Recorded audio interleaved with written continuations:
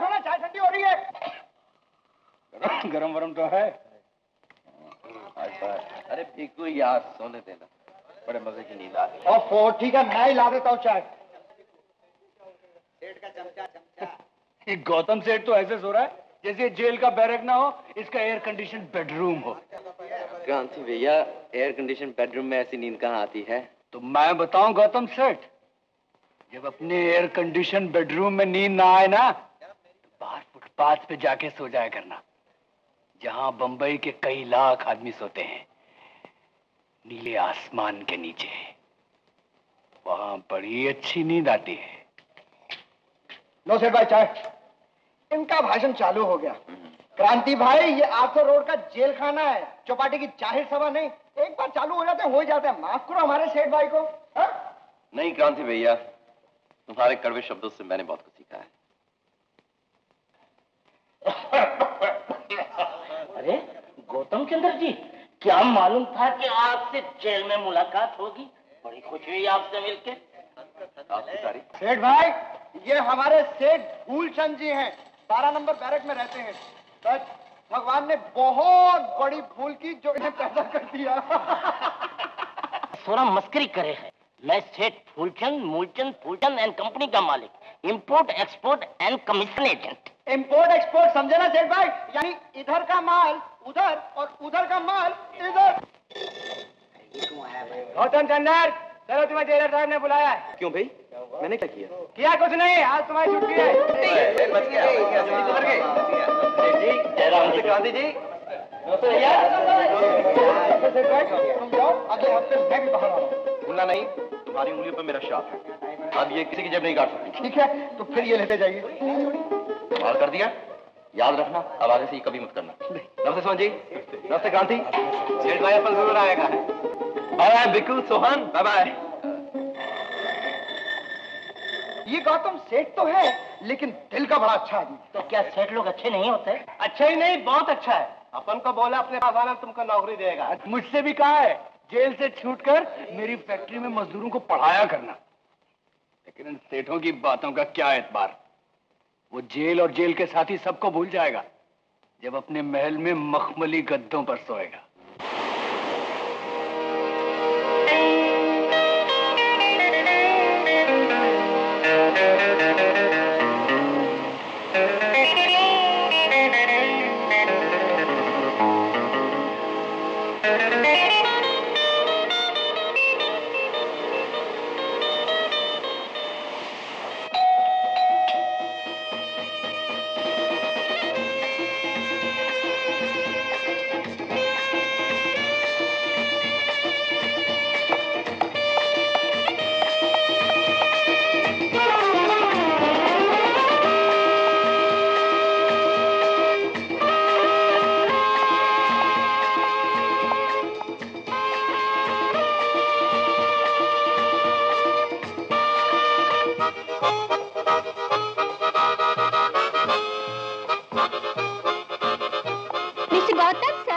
Come in, Lucy.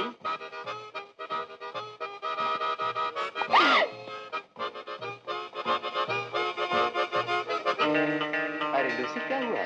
Sorry sir, मैं समझी आप अपना गला काट रहे हैं। सिली गर्ल, क्या तुमने कभी किसी को कट थ्रोट रेजर से शेव करते नहीं देखा?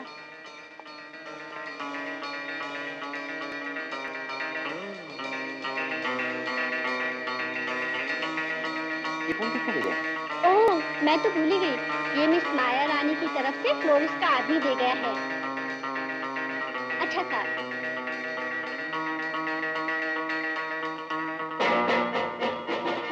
Love from Maya.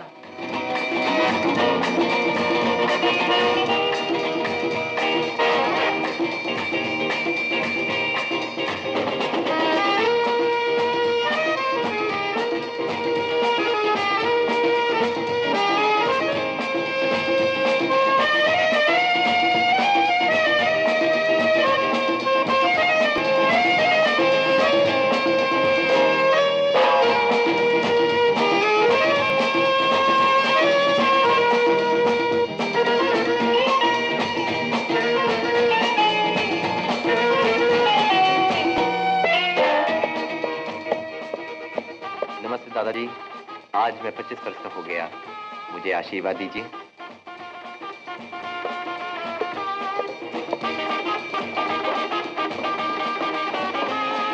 Hello aunty.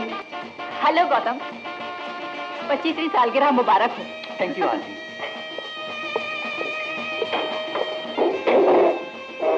Uncle Johnny, coming sir.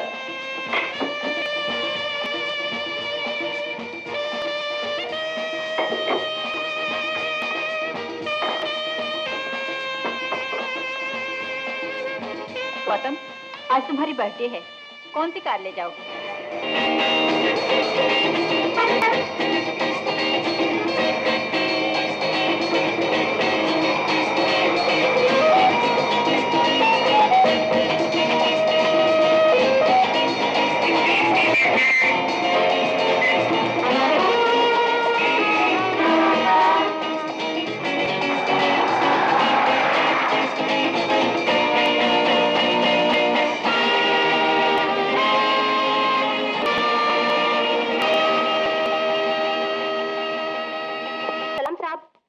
Good morning, sir. Good morning. Many happy returns of the day. Thank you.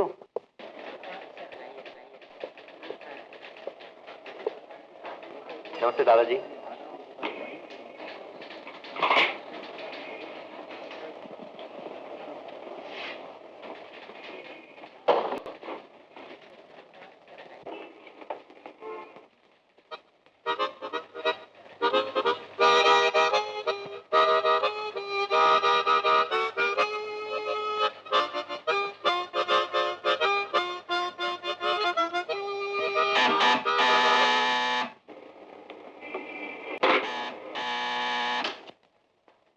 Hello.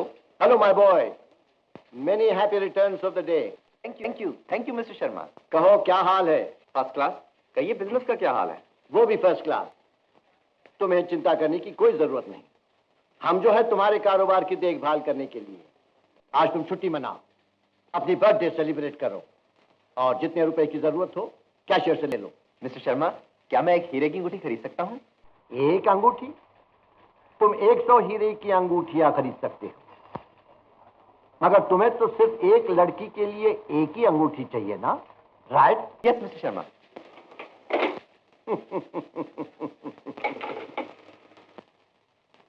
जाओ बेटा, मजे उड़ाओ। Maggi. Yes, sir. 372258। Of course, sir.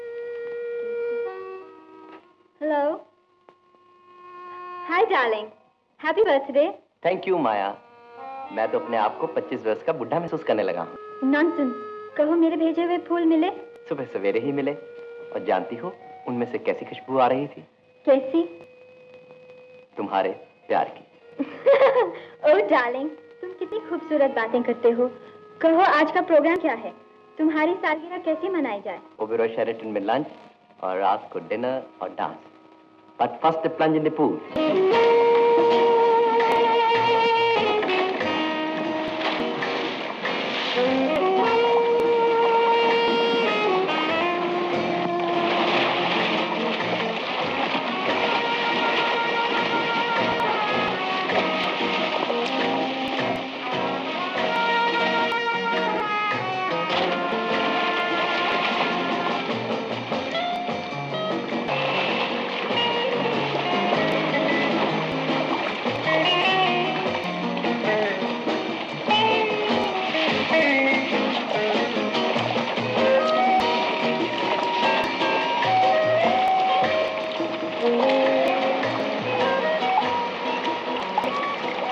चलो गौतम, आज बहुत सुनी हो गई।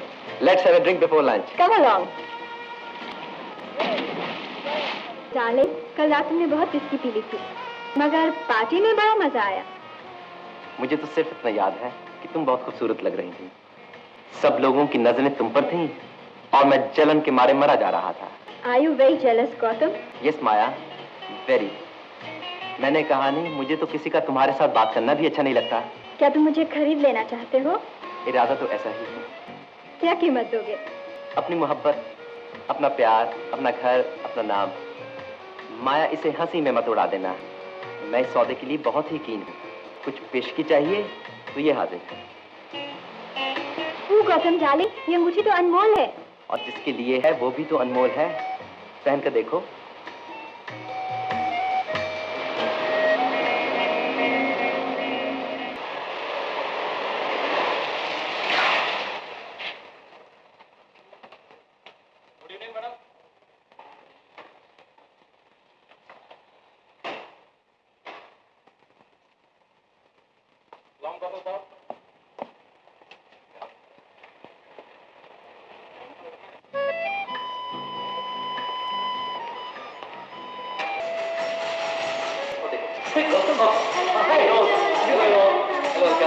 एंगेजमेंट कब हो रही है? बहुत जल्दी ही हो जाएगी। माँ के डैडी अभी ड्यूटी गए हुए हैं, उनकी वापसी का इंतजार है। देखो गौतम, हमें इनवाइट करना मत भूलना। हाँ नहीं, मैं तो सिर्फ शैंपेन पीऊंगा। विनोद, फिक्र क्यों करते हो? तुम्हें तो शैंपेन के टब में डुबो दूंगा। हम तो डूबेंगे सनम, तुमको भी ले डूबेंगे। मैं चलता हूँ, मेरी सुबह शूटिंग। अच्छा bye. Don't forget us. Don't worry. Okay bye.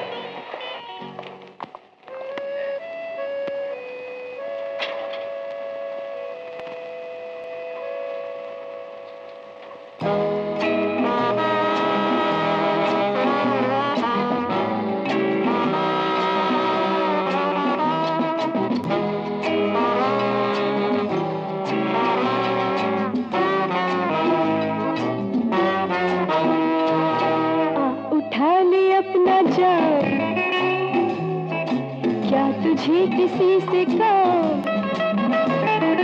आ उठा ले अपना जाम, क्या तुझे किसी से काम? इस छलकते जाम में,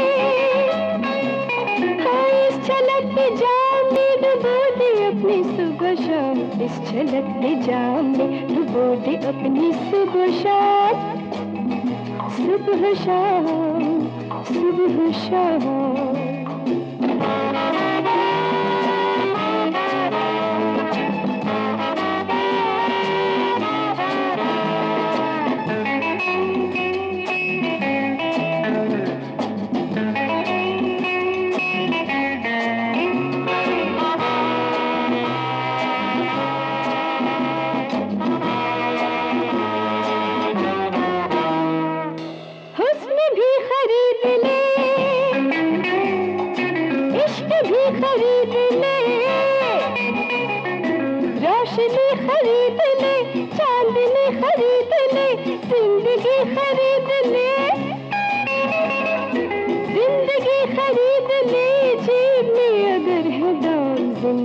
खरीद ले जेब में अगर है दाम, अगर है दाम, अगर है दाम।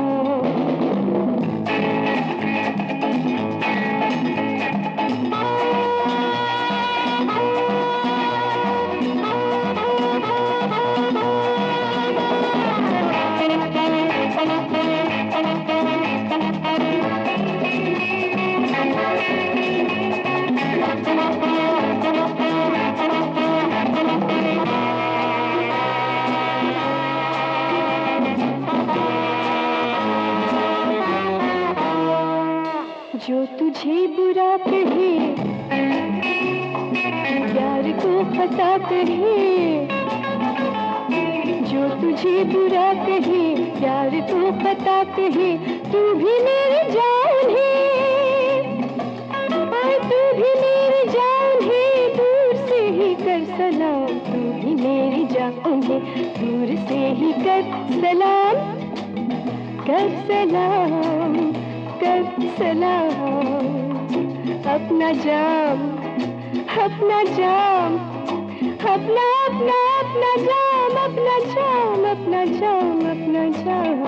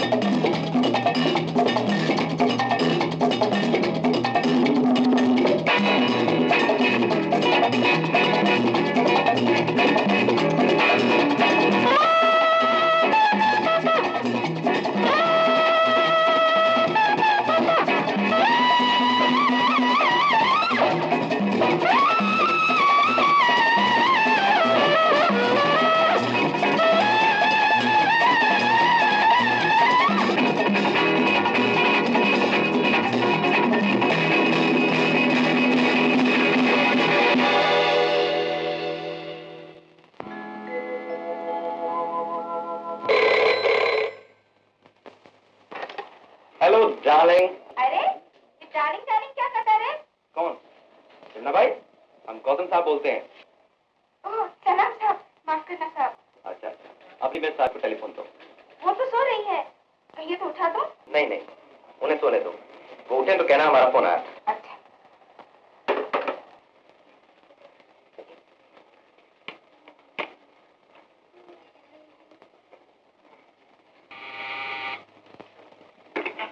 Hello. Hello Gautam my boy, कहो कैसे हो? First class sir. तुम मुझे सर क्या कहते हो? इन सब कंपनियों के तुम चेयरमैन हो, सच पूछो तो तुम मालिक हो, हम तुम्हारे नौकर हैं। मिस्टर शर्मा सर, आप ही तो ये सब कंपनियां चलाते हैं, मैं बिजनेस क्या जानूं। लेकिन इतना तो जरूर जानते हो कि आज शाम को 6 बजे बोर्ड ऑफ डायरेक्टर्स की मीटिंग है। ओह, मैं तो भूल ही गया था sir. I mean mister Sharma, मैंने तो माया को इनवाइट किया हुआ है। माया को कल इनवाइट कर सकते हो, मगर यह मीटिंग बहुत इंपॉर्टेंट है।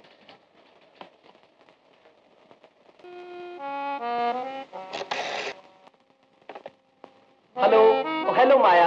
हाय डार्लिंग, अभी अभी सोकर उठी हूँ।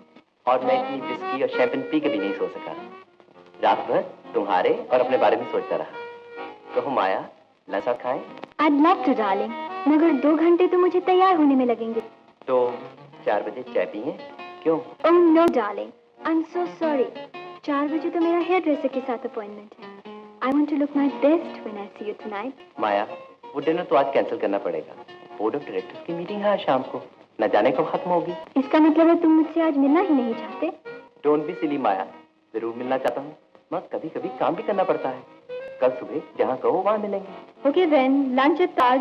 ओके, मगर आज शाम को क्या करोगे? तुम्हें याद करूंगी, या शायद किताब पढ़ूंगी और तुम्हें याद करूंगी, या शायद जल्दी सो जाऊंगी और तुम्हें सपने में देखूंगी।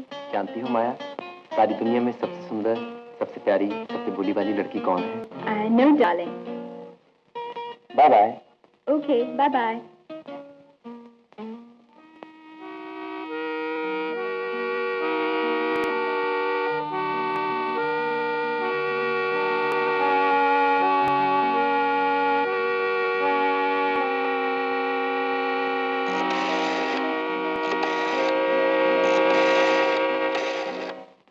Record the minutes please. मैं ये रेजोल्यूशंस पेश कर रहा हूं जो मैंने खुद ड्राफ्ट किए हैं। उम्मीद है आप लोगों ने पढ़ लिए होंगे। हाँ मिस्टर शर्मा, सबने पढ़ लिए हैं। जब मिस्टर शर्मा ने खुद ही रेजोल्यूशन ड्राफ्ट किए हैं, तब हमें पढ़ने की जरूरत थी क्या है? Oh thank you sir. Those in favour? Chairman साहब, आपको हाथ उठाने की जरूरत नहीं, जस्ट रिलैक्स, सब काम मैं देख लूंगा। तो मैं जा सकता हूँ मिस्टर शर्मा माया से मिलने? I want to give her a surprise. Sure, go ahead। Maybe she will give you a surprise, my boy।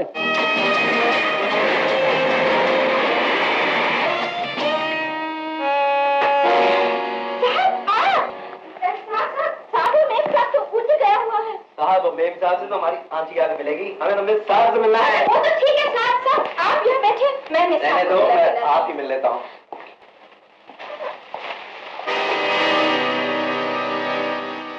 Hello Gautam, तुम्हारी मीटिंग बड़ी जल्दी खत्म हो गई। ओह गौतम, दिस इज गोपाल, ये मेरे बहुत पुराने दोस्त हैं। इन्हें हम प्यार से गोगी कहते हैं। Gogi, Gautam of Chandra enterprise. Hi रे Gautam, join us for a drink? Come along, let's have a fun। Come on।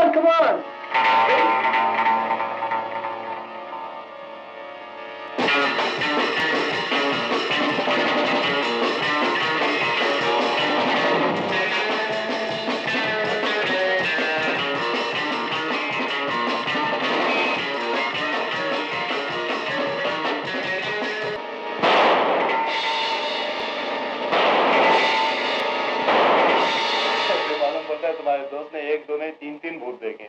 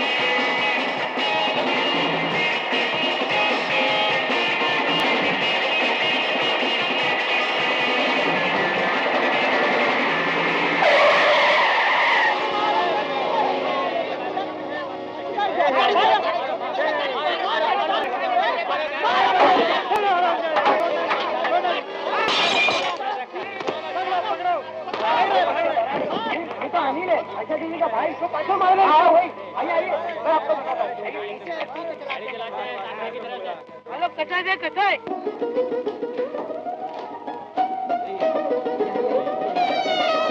दूध ले आया अनिल? क्या हुआ? क्या हुआ? क्या हुआ मेरे अनिल को? मोटर के नीचे आ गए। किसकी? इन साहब की।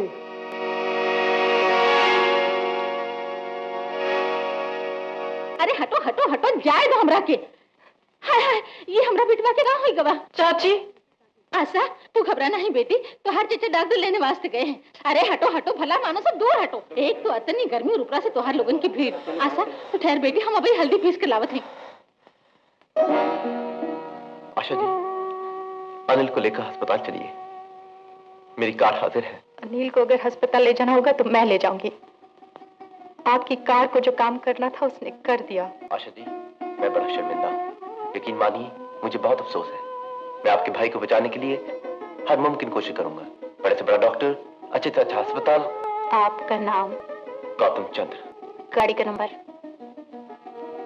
MRC 4775। अब आप जा सकते हैं, अब आप जा सकते हैं। अब आपसे कोर्ट में मुलाकात होगी मिस्टर गौतम चंद्र।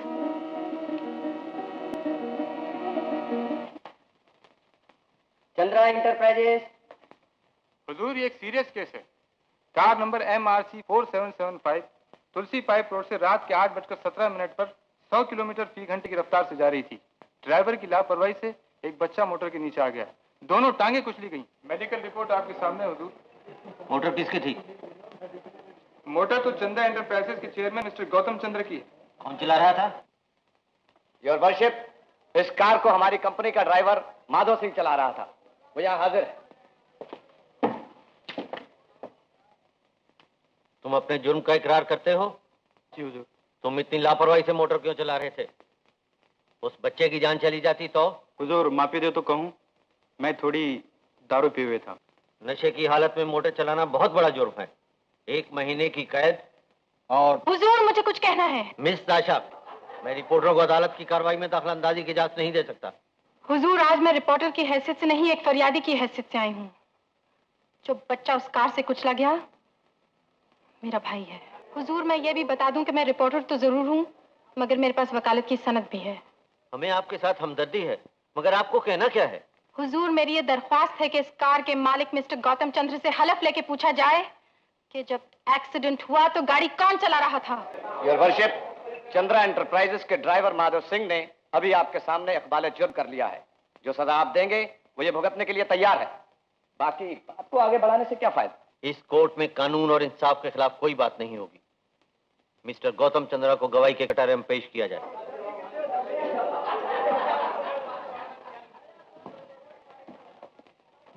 कहो गीता की सौगंध, जो भी कहूंगा सच कहूंगा। गीता की सौगंध, जो कुछ कहूंगा सच कहूंगा। मिस्टर गौतम चंद्रा, जिस वक्त एक्सीडेंट हुआ गाड़ी कौन चला रहा था?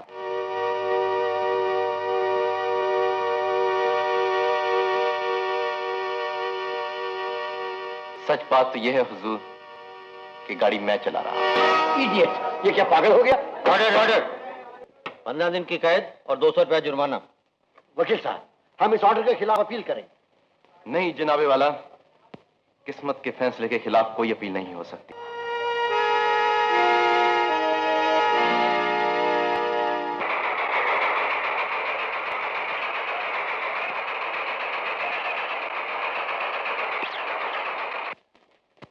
आओ बेटे, चिट्ठियां देखें सर।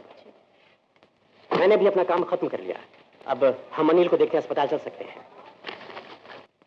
काश इस दुनिया में ऐसे और भी इंसान होते। यहाँ तो ऐसे 2 टांग के जानवर हैं जो दूसरे इंसानों के बच्चों को अपनी मोटरों के नीचे यूं कुचल देते हैं जैसे वो कीड़े मकोड़े हों। ओहो, गौतम चंद्र की बात कर रही है तू? मगर बेटी मानना पड़ेगा, बड़ा मर्द आदमी है जिसने भरी कोर्ट में अपना जुर्म तस्लीम कर लिया और जेल चला गया। चाचा, जेल भी इन अमीर आदमियों के लिए एक सैर तफरी की जगह है। वो चैन से बैठा बंसी बजा रहा होगा।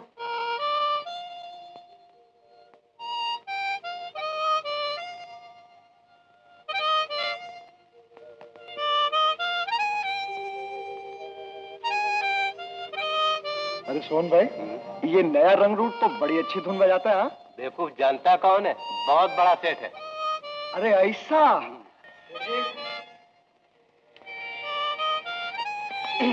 नमस्ते सेठ भाई, आपकी तबीयत ठीक है ना? अरे भाई, तुम मुझे पागल क्यों समझते हो? इसलिए कि आप यहाँ पर हैं। सुना है आप लखपति सेठ हैं, फिर यहाँ कैसे? मोटर तेज चला रहा था, एक बच्चा नीचे आ गया। तो फिर तुम्हें यहाँ क्यों भेजा है? कसूर तो सरासर बच्चे का था। वो तुम्हारी मोटर के नीचे क्यों आ गया? ये है हमारे कॉमरेड क्रांति, बड़े जोशीले ट्रेड यूनियन वाले। मजदूरों ने जब मिल के मैनेजर का घेराव किया तो पुलिस का कहना है कि इसी ने मजदूरों को बहकाया भड़काया, जिसकी वजह से मारपीट हुई और एक आदमी मारा गया। ओह, मैं पॉलिटिक्स से बहुत घबराता हूँ। तुम बतलाओ यहाँ कैसे आना हुआ? अपना आना जाना तो लगा रहता है सेठ भाई, 3 महीने अंदर 3 महीने बाहर। धंधा ही कुछ ऐसा है। क्या धंधा है? जेब काटना। और ये है मेरा पार्टनर मशहूर ताला तोड़। दुनिया में कोई ऐसी तिजोरी नहीं जिसे सोहन अपने हाथों से ना खोल सके। सेठ साहब, कभी कोई लोहे का अलमारी या सेफ का चाबी आपको जो गुम जाए तो सोहन को याद करना। हाँ। दरअसल सेठ भाई, हम दोनों वही करते हैं जो आप सेठ लोग करते हैं। हम क्या करते हैं? मुझसे पूछो। ये लोग बच्चों के पीने का दूध चुराते हैं, औरतों की मांग से सिंदूर निकाल लेते हैं, चमकती हुई खूबसूरत आंखों से काजल चुरा लेते हैं और किसी को पता नहीं चलता। हाँ सेठ साहब, आपने कोई वकील या बलिस्टर नहीं किया था? हाँ? वकील बैरिस्टर सब किए होंगे। अदालत में अपना ड्राइवर भी पेश किया होगा, जिसने हलफ उठाकर यह भी कहा होगा गाड़ी मैं चला रहा था। आपको कैसे मालूम हुआ? बिल्कुल यही हुआ अदालत में। मगर जब मैं गवाहों के कटहरे में खड़ा हुआ और गीता मेरे सामने रखी गई तो मैं झूठी कसम न खा सका। बरोबर। गीता को बीच में डालकर कोर्ट वाले बड़ी धांधली करते हैं। और तो और अपन भी झूठी कसम नहीं खा सका। अरे कसम खाने पर याद आया सेठ भाई, अगर आपको भूख न लगी हो तो ये खाना मैं खा लूं। अरे खबरदार, सेठ साहब को रात को भूख जरूर लगेगा। पहले दिन ऐसे ही होता है पार्टनर। आओ।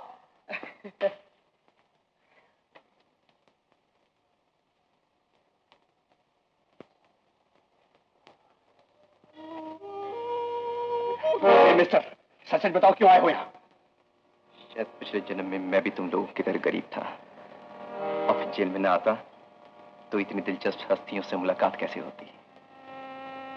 मगर सच बात तो यह है कि एक लड़की की आंखों में जो चमक थी वो मुझे यहां ले आई।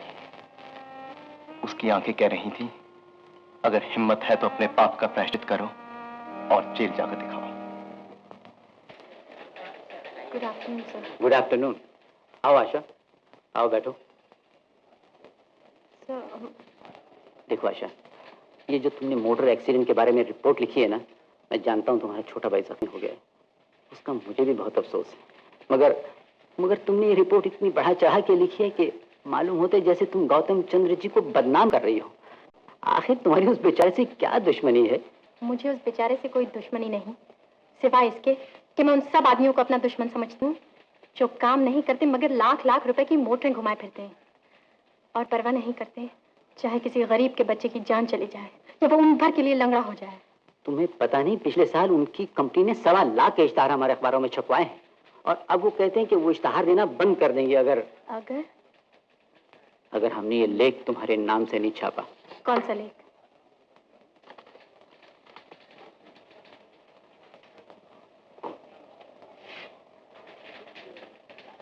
और अगर मैं कह दूं कि ये झूठ है, मैं इसे अपने नाम से नहीं छपने दूंगी। मैं जानता हूं तुम ऐसा कुछ नहीं करोगी। तुम जानबूझकर अपने अखबार को लाखों का नुकसान थोड़ी पहुंचाना चाहती हो। एक बहुत बड़े जर्नलिस्ट ने मुझे सिखाया था कि अपने कलम से ऐसी कोई बात नहीं लिखना जिसे तुम सच न समझती हो। वो कौन बेवकूफ था?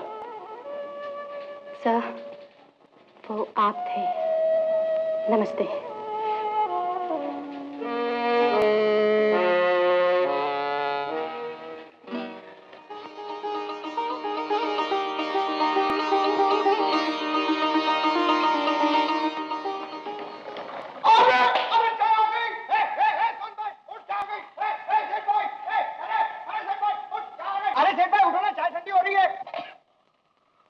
गरम वरम तो है।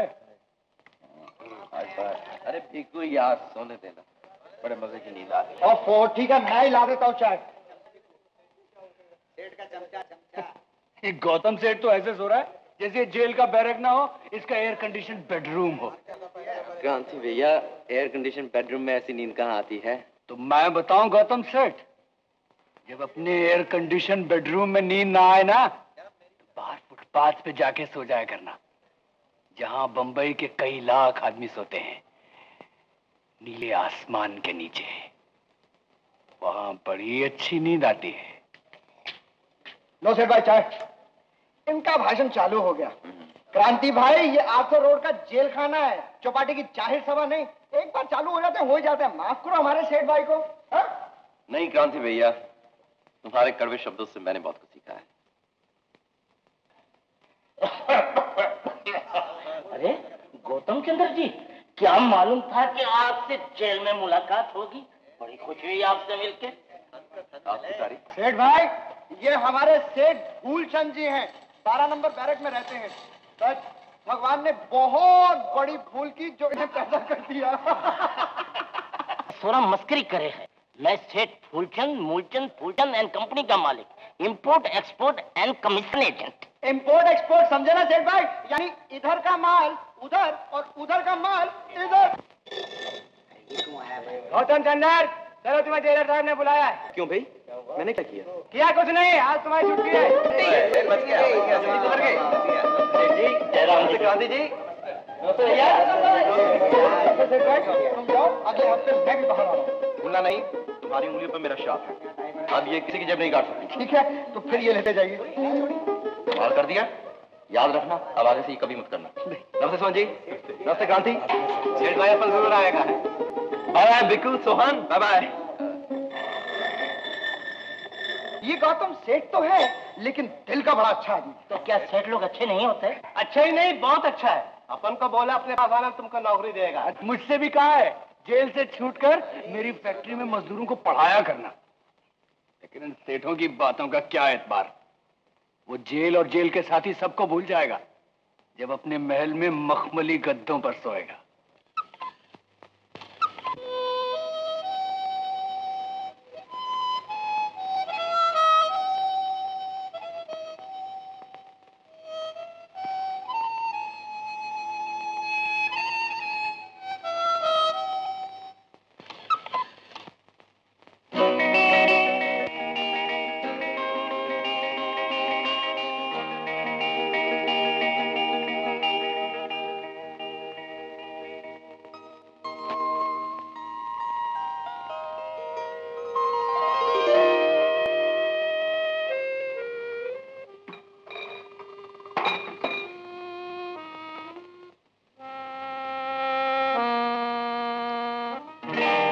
साहब, उठिए साहब। अरे यार भीखू, सोने देना। साहब मैं भीखू नहीं, रामू। कौन? रामू? साहब आप सोते सोते गिर पड़े, कहीं चोट तो नहीं आई? अरे बेवकूफ, मैं गिरा नहीं, मैं तो रात को यहीं सोया था।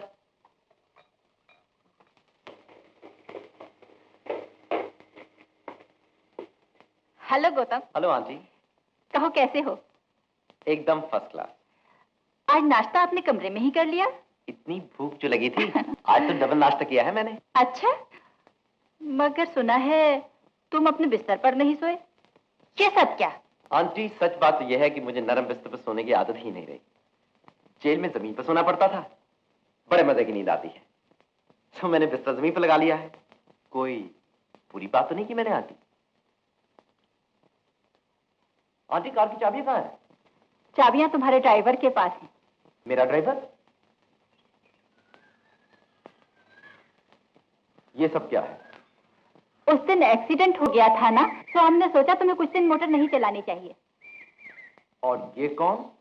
तुम्हारा बॉडीगार्ड, तुम्हारी हिफाजत के लिए। देखा ना, वो तो खैरियत हो गई, नहीं तो एक्सीडेंट के बाद फुटपाथ वाले तुम्हें मार डालते। वो किसी को मारते नहीं आंटी, वो तो रोज खुद मारे जाते हैं।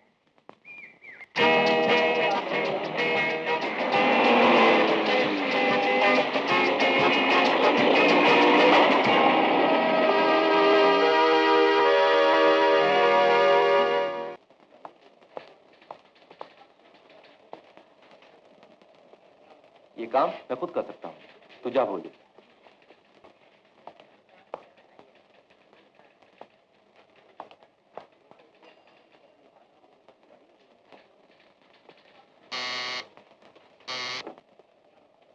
Hello hello mister Sharma. Welcome home mister chairman. सुस्वागतम, खुश आमदीद। Thank you mister Sharma. Oh don't mention it.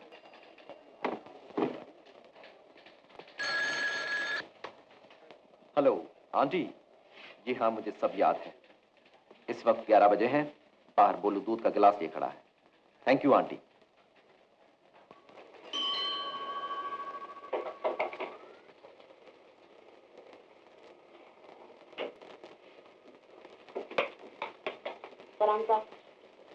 Cheers.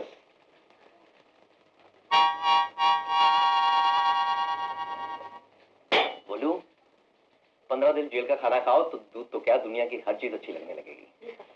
ठहरो, 5 रुपए कर्जा दे सकते हो? जी सर, क्या कहा आपने? 5 रुपया कर्जा। जी सर।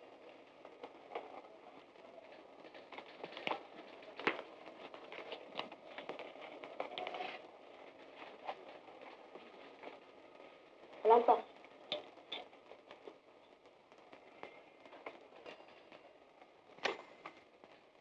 Maggi, yes sir. अगले 3 घंटे तक कोई टेलीफोन आए तो कह दो साहब बिजी हैं, मैं सोने वाला हूँ। जब उठूंगा तो तुम्हें फोन कर दूंगा। Till then absolutely no calls. Of course sir.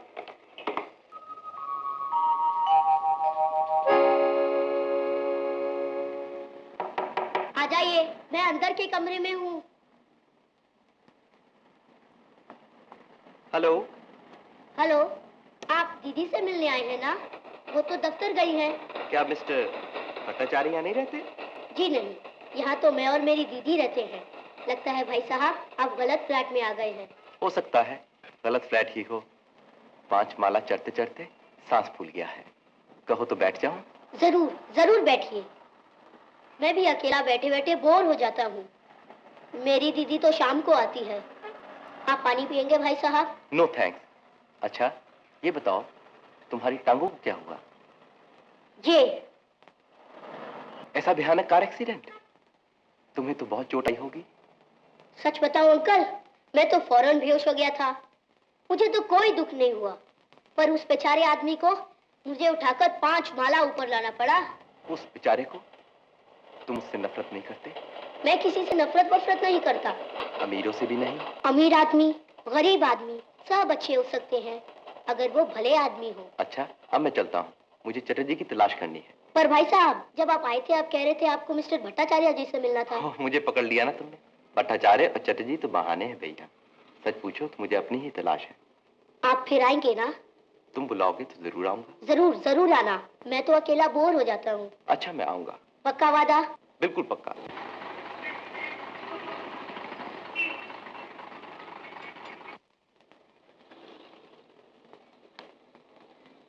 Hello Anil. Hello दीदी, बड़ी देर कर दी आज। कहो, आज दिन भर क्या करते रहे? पहले किताब पढ़ी, तस्वीर बनाई। दिखाओ, कौन सी तस्वीर? राणा प्रताप की? अरे वाह, ये तो बहुत अच्छी तस्वीर है। फिर चाची खाना लेकर आ गई और उन्होंने अपने हाथों से मुझे खाना खिलाया। अच्छी है ना चाची? बहुत अच्छी। और दीदी, एक बात तो मैं भूल ही गया। एक साहब भूल से हमारे घर में आ गए थे, किसी चैटर्जी या बैनर्जी की तलाश में थे। अच्छा? मैंने कहा बैठिए, वो बैठ गए। बड़ी मजे मजे की बातें कर रहे थे। बहुत भले आदमी थे वो दीदी। भैया, ऐसे अनजाने लोगों से घुल मिल जाना अच्छा नहीं है। आइंदा ऐसे लोगों को घर में मत आने दिया करो। तुम ही बताओ दीदी, इन लोगों को मैं इस हालत में अंदर आने से कैसे मना करूं, कैसे मना करूं? दरवाजा तो हमेशा खुला ही रहता है।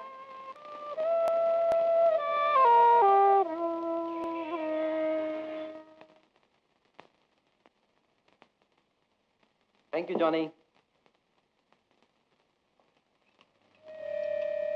गौतम, जी आंटी। तुम जानते हो, जब तुम अपनी बेवकूफ़ी और जिद की वजह से जेल में थे, तो कंपनी का काम चलाने में हमें काफी दिक्कत हुई। तुम्हारे दस्तखतों के बिना मिस्टर शर्मा के हाथ बंधे हुए थे, वो कुछ भी नहीं कर सकते थे। क्यों आंटी? मिस्टर शर्मा तो सुना है बगैर दस्तखतों के ही काफी काम कर लेते हैं। मेरा मतलब है, मेरे सामने जब भी वो कोई कागज में चेक रखते हैं मैं उसमें बिना सोचे समझे दस्तखत कर देता हूँ। वो तो तुम्हें करना ही चाहिए। मिस्टर शर्मा बड़े सीनियर आदमी हैं, उन पर तुम पूरा भरोसा कर सकते हो। मेरी अपनी राय में तुम ये पावर ऑफ अटॉर्नी साइन कर दो और सारे काम का बोझ मिस्टर शर्मा पर डाल दो। उसके बाद तुम छुट्टी मनाने आराम से कश्मीर जा सकते हो। ओह कश्मीर, खूब याद दिलाया आंटी। ये सेब भी तो कश्मीर से आए हैं। 2 चार ले जाता हूँ, रात को भूख लगती है ना। चाची चाहे तो लंदन या पेरिस चले जाओ। फ्रांस बड़ा रंगीन मुल्क है, तुम्हें जरूर पसंद आएगा। और वहाँ की शैंपेन तो कमाल की होती है। शैंपेन तो अंगूरों की बनती है। मैं ये अंगूर भी ले जाता हूँ। बाकी बातें किसी और दिन करेंगे। अब तो नींद आ रही है। जेल में तो 9 बजे ही बत्तियां बुझा देते हैं। Good night aunty.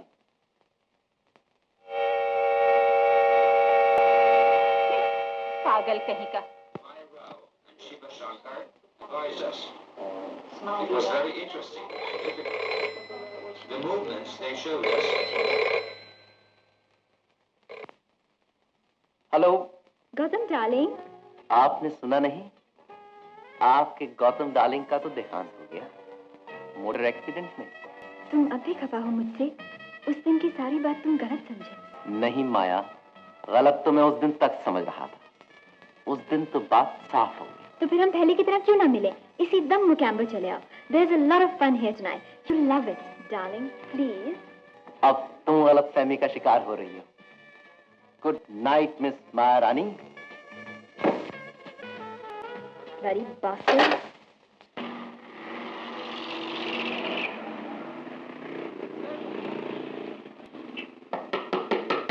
कौन है? कहो अनिल, कैसे हो? ठीक हूँ। इस बैग में क्या है? बहुत सी चीजें हैं। मुझे दिखाओ ना। जरूर दिखाता हूँ। देखो, ये देखो संतरे, ये है सेब और ये है अंगूर। और देखो, ये है विटामिन की गोलियां जो तुम्हें ताकत देंगी। और ये है कैल्शियम की गोलियां जो तुम्हारी हड्डियों को मजबूत बनाएंगी। और देखो मैं क्या निकालता हूं। मैं निकालता हूं चांद पे चलने वाला कॉस्मोनॉट।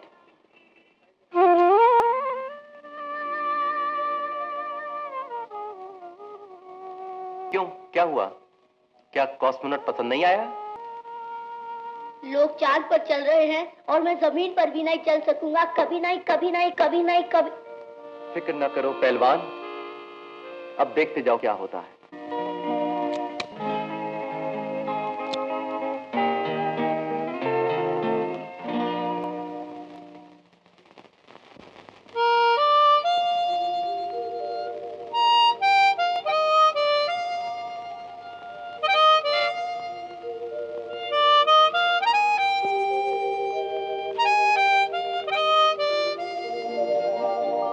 जिंदगी सिगरेट का धुआं, ये धुआं जाता है कहाँ या कहीं जाता नहीं। ये सोचो ना सोचो मेरी जान, ये धुआं जाता है कहाँ ये धुआं। जिंदगी सिगरेट का धुआं, ये धुआं जाता है कहाँ या कहीं जाता नहीं। ये सोचो ना सोचो मेरी जान, ये धुआं जाता है कहाँ ये धुआं। जिंदगी सिगरेट का धुआं।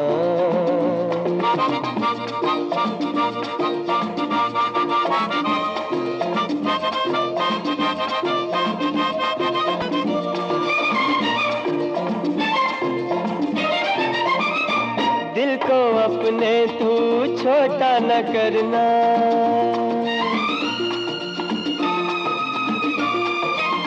ओ दिल को अपने तू छोटा न करना। ये कली दिल की फिर से खिलेगी, छिन गई है जो शक्ति बदन की, वही शक्ति तुझे फिर मिलेगी। तेरे पाँव को चूमेगी पल मोहब्बत की सब चोटियां, सब चोटियां, जिंदगी सिगरेट का धुआं।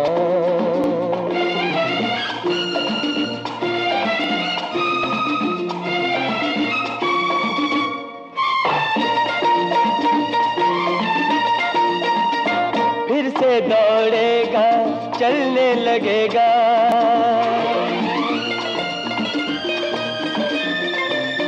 वो फिर से दौड़ेगा, चलने लगेगा, लहू तन में मचलने लगेगा। दिल पे छाया है जो ये अंधेरा भी ढलने लगेगा।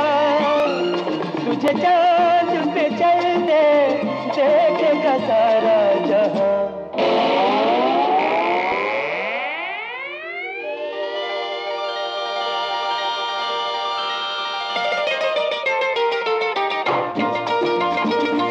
तुझे चांद पे चलते देखेगा सारा जहां, सारा जहां। जिंदगी सिगरेट का धुआं, ये धुआं जाता है कहाँ, या कहीं जाता नहीं। ये सोचो ना सोचो मेरी जान, ये धुआं जाता है कहाँ, ये धुआं जिंदगी सिगरेट का धुआं।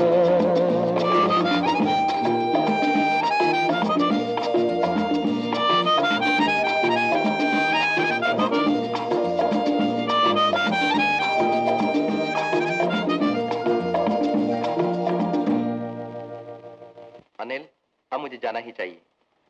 ये सब चीजें मैं तुम्हारे लिए छोड़े जा रहा हूँ। आप बहुत अमीर आदमी है क्या? नहीं, मगर ये सवाल क्यों किया? मेरी दीदी कहती है अमीरों के दिल पत्थर के होते हैं। तुम्हारी दीदी ठीक कहती हैं, मगर मैं तो इतना गरीब हूँ कि ये सेब और संतरे तुम्हारे लिए चुराए हैं, और ये सब कर्जा लेकर खरीदा है। पर ये सब क्यों किया आपने? ये सब इसलिए किया कि तुम मेरी एक ऐसी बीमारी का इलाज कर रहे हो जो टांग टूटने से भी ज्यादा भयानक है। वो कौन सी बीमारी होती है?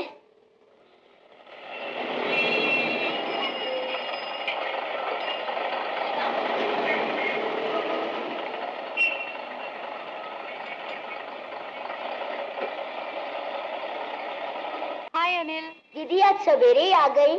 मुझे तुम्हारी चिंता रहती है ना, आज चाचा ने जल्दी छुट्टी दे दी। ये देखो मैं तुम्हारे लिए क्या लाई हूँ, केले और संतरे। अरे ये सब कौन लाया? चाची? हाँ, वो बेचारी कहाँ से लाएंगी। सेब तो 1.5 रुपए का एक मिलता है और अंगूर 10 रुपए किलो। सेब अंगूर तो सिर्फ धनवान ही खा सकते हैं। अनिल सच बता, ये सब कौन लाया? दीदी वो आदमी आज फिर आया था। तो ये सब वो लाया है? जी दीदी, और ये भी। मैंने तुम्हें मना किया था ना। बहुत अमीर आदमी है क्या वो? चोर भी हो सकता है, जादूगर भी हो सकता है। जब मैं रो रहा था उन्होंने गाना सुनाकर मुझे हंसा दिया। चोर जादूगर भी हो तो ज्यादा खतरनाक होता है। पर दीदी हमारे यहाँ है ही क्या चुराने के लिए? कौन जानता है तुझे ही चुराने आया हो।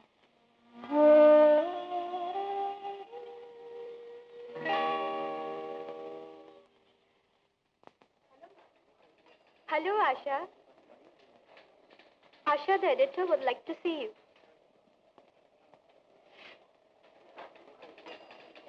May I come in, sir? आओ। मुझे गौतम चंद्र जी से माफी मांगनी पड़ेगी।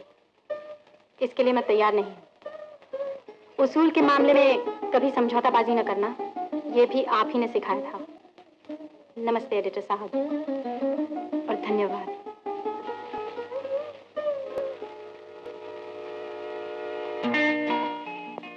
अरे वाह, ये तो बिल्कुल तेरी फोटो बन गई है। ये तो हंसता हुआ बच्चा है। तू भी तो आजकल बहुत खुश रहता है। अमजद। हाँ अम्मी। अरे आज जुमा का दिन है, आज तो नहा ले। क्या मुसीबत है। अच्छा नील, मैं भी है।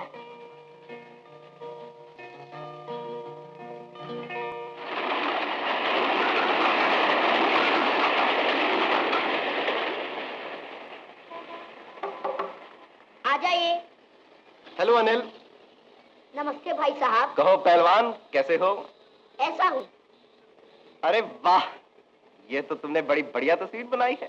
तस्वीर तो मेरी दीदी ने बनाई है, मैंने सिर्फ इसमें रंग भरे हैं। यार तुम्हारी दीदी तो कमाल है, जर्नलिस्ट भी है, वकील भी है, और अब मालूम हुआ कि ये आर्टिस्ट भी है। मगर तुम इसे कहाँ लगाओगे? तुम्हारी दीवार तो सारी भर गई है। वहाँ जहाँ मैं हर वक्त उसे देख सकूं। आप कृपा करके इसे वहाँ लगा देंगे? जरूर। अनिल, यहाँ? नहीं नहीं, वहाँ। यहाँ? जरा ऊपर। यहाँ? नहीं नहीं नहीं, नीचे। अच्छा। हाँ यहाँ, बस बस। बस? बस।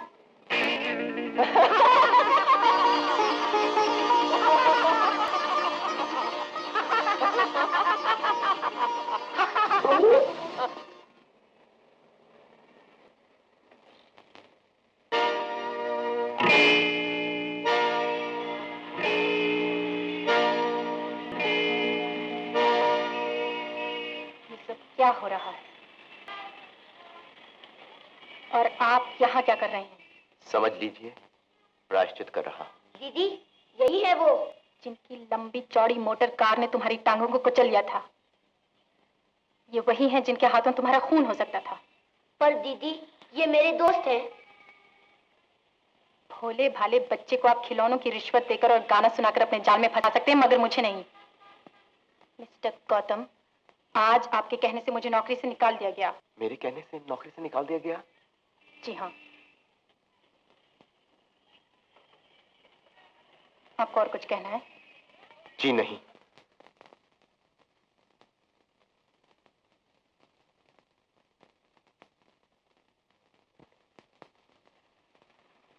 अनिल, सच सच बता, तुझे मालूम था ना यही है वो मोटर वाला?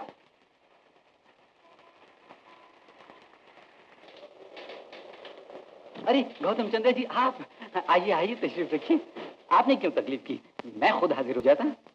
काम मेरा है तो मुझे ही आना चाहिए था। जी वो काम तो आपका हो ही गया सेठ साहब, हमने उस लड़की को नोटिस दे दिया है।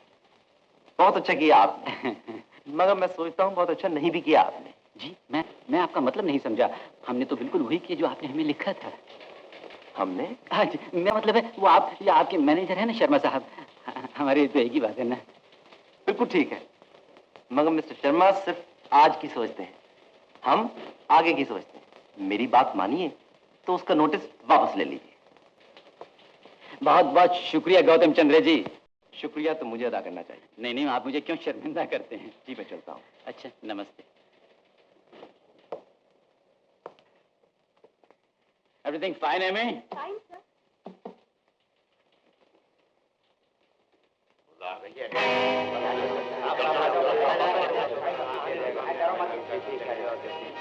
क्यों भाई, कैसी परेशानी, क्या बात है? ये गौतम चंद्र यहाँ क्यों आया था? क्या अब ये हमारे अखबार की पॉलिसी बनाया करेगा? 1.25 लाख सालाना का इश्तेहार कर देता है, अपने आप को अखबार का मालिक समझ बैठा है। ये तो घेराव सा मालूम होता है। आप लोग चाहते क्या हैं? अगर आशा को नोटिस दिया गया है तो हम भी अपना इस्तीफा अभी दे देंगे। बस यही कहने के लिए हम लोग यहाँ आए। भाई तुम लोगों के बगैर तुम्हें अपना अखबार चला ही नहीं सकता। तो आशा को जो आपने नोटिस दिया है वापस लीजिए। ये हमारी डिमांड है। डिमांड है? तो फिर तो ये नोटिस वापस लेना ही पड़ेगा, चाहे गौतम की कंपनी हमें इश्तेहार दे या न दे। ये हुई ना आवाज अखबार के एडिटर की।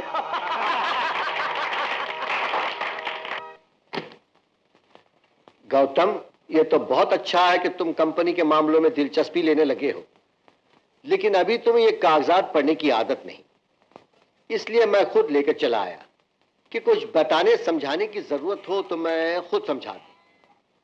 अच्छा, एक बात बताइए, हमारी कंपनियों की दूसरों के मुकाबले में क्या पोजीशन है? जो सबसे ऊपर की 10 कंपनियां हैं उन्हीं में हम भी हैं। Very good. तो मेरे अपने शेयर की कीमत क्या होगी? अगर बाजार में बेचने जाऊं तो क्या मिलेगा? 10 लाख? 20 लाख? क्या बात कर रहे हैं आप?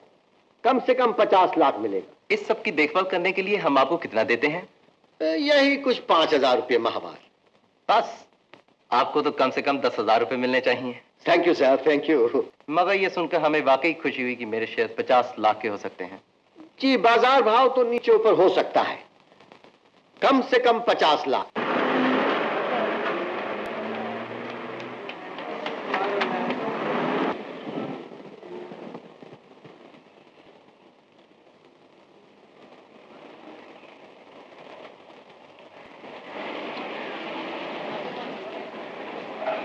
मिस आशा, क्या मैं आपको लिफ्ट दे सकता हूं? आपके घर पहुंचा दूंगा। जी नहीं।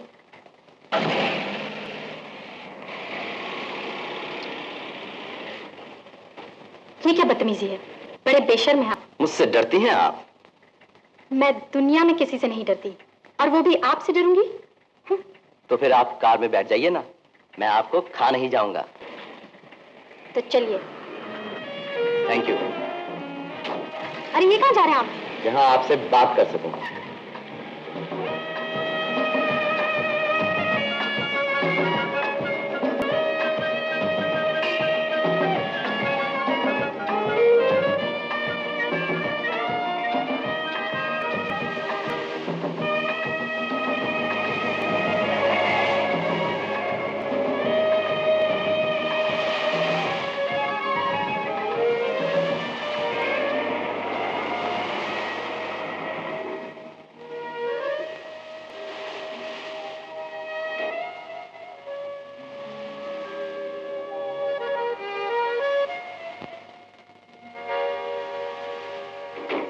अब तो बता सकते हैं आप मुझे यहाँ क्यों लाए हैं? मैं अपने और आपके बारे में बात करना चाहता हूँ। मुझे आपके बारे में कुछ नहीं जानना, और ना ही मैं चाहती हूँ कि आप मेरे बारे में कुछ बात करें।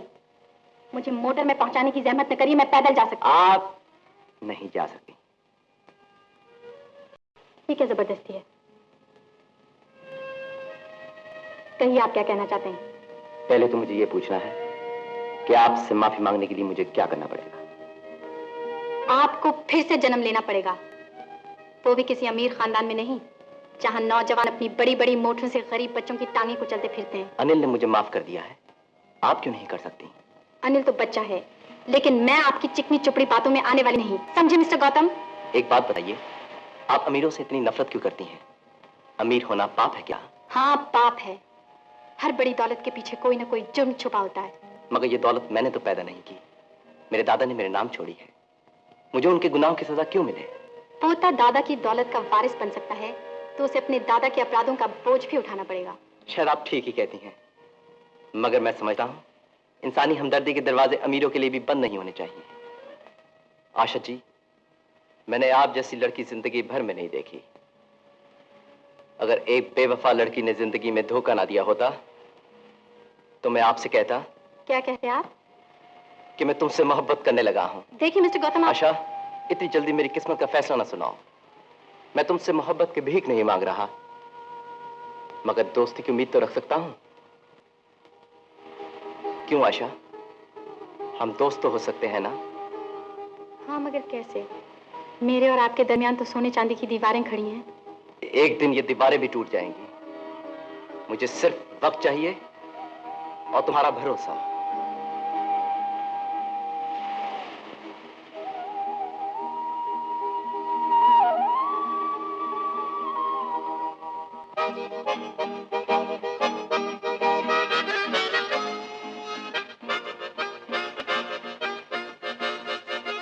माफ करना आशा, मैं जब भी बहुत खुश या बहुत दुखी होता हूं तो ये पुराना बाजा बजाने लगता हूं। इस वक्त आप बहुत खुश हैं या बहुत दुखी?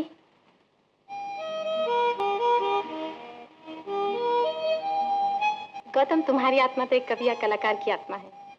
तुम इतने अमीर घर में क्यों पैदा हो गए?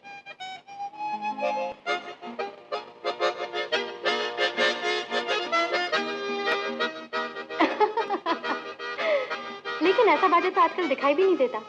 तुम्हें कहाँ से मिल गया? वो सोहन कहाँ से आए हैं? सर वो कहते हैं वो जेल से आए हैं।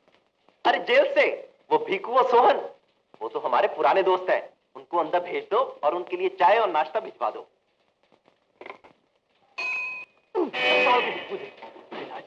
आजा।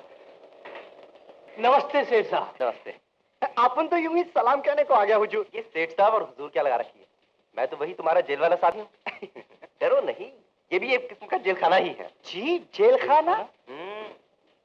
अगर ये जेल खाना है तो अपन को इधर उम्र कैद कर लो सेठ साहब। फिर सेठ साहब? सेठ भाई, सेठ भाई। बैठो। यहाँ नहीं, इधर। समों की ले, लगी थोड़ी थोड़ी लगी लगी है।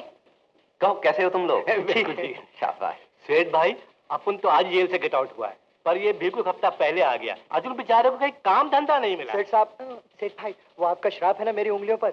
जिस किसी की पॉकेट में हाथ डालता हूँ खाली निकलती है। मैंने कहा नहीं था? कहा तो था। बोलो यहाँ काम करोगे? है सच? सेठ भाई काम क्या करना पड़ेगा? तुम्हें तो किसी फैक्ट्री में चौकीदार बनवा देता हूँ। वहाँ अंदर से निकलने वालों की तलाशी लेनी पड़ती है। तुम्हारा तजुर्बा काम आएगा। और तुम्हें मैकेनिक रखवा देता हूँ। धन्यवाद। क्यों, मंजूर है? बिल्कुल मंजूर है सेठ भाई। चलो तो इस खुशी में कुछ खा पी दो। बैठो बैठो, शुरू करो। तू करना, तू करना, तू करना, तू करना, तू नहीं करता, तू करना, तू क्यों नहीं करता? मैं तो इंतजार नहीं कर सकता, मैं तो शुरू करता हूँ।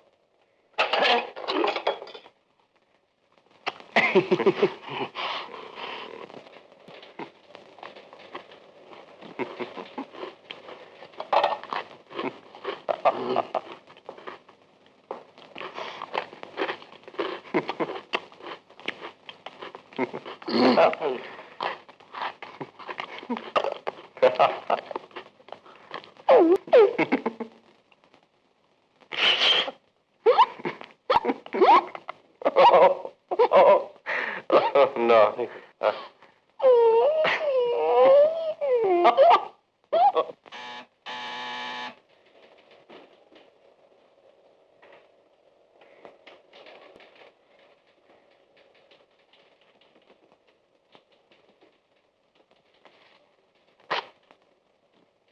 बोलू कहाँ है? छुट्टी पे गए साहब। अच्छा सुनो, हमारे इन दोनों दोस्तों को कैशे के पास ले जाओ। उन्हें ये चिट दे देना और कहना कि दोनों को 200 रुपए एडवांस दे दें और फिर उन्हें फैक्ट्री मैनेजर के पास ले जाना। क्या साहब? सलाम साहब।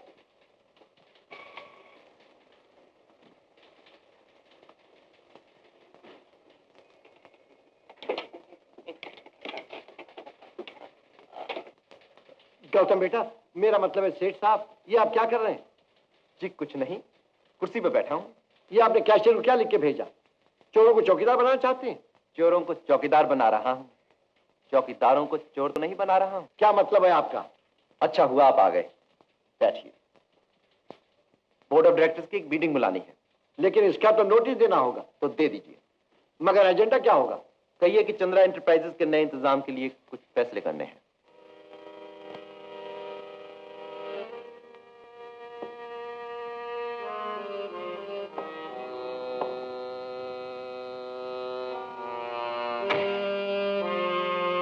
गौतम, बात क्या है?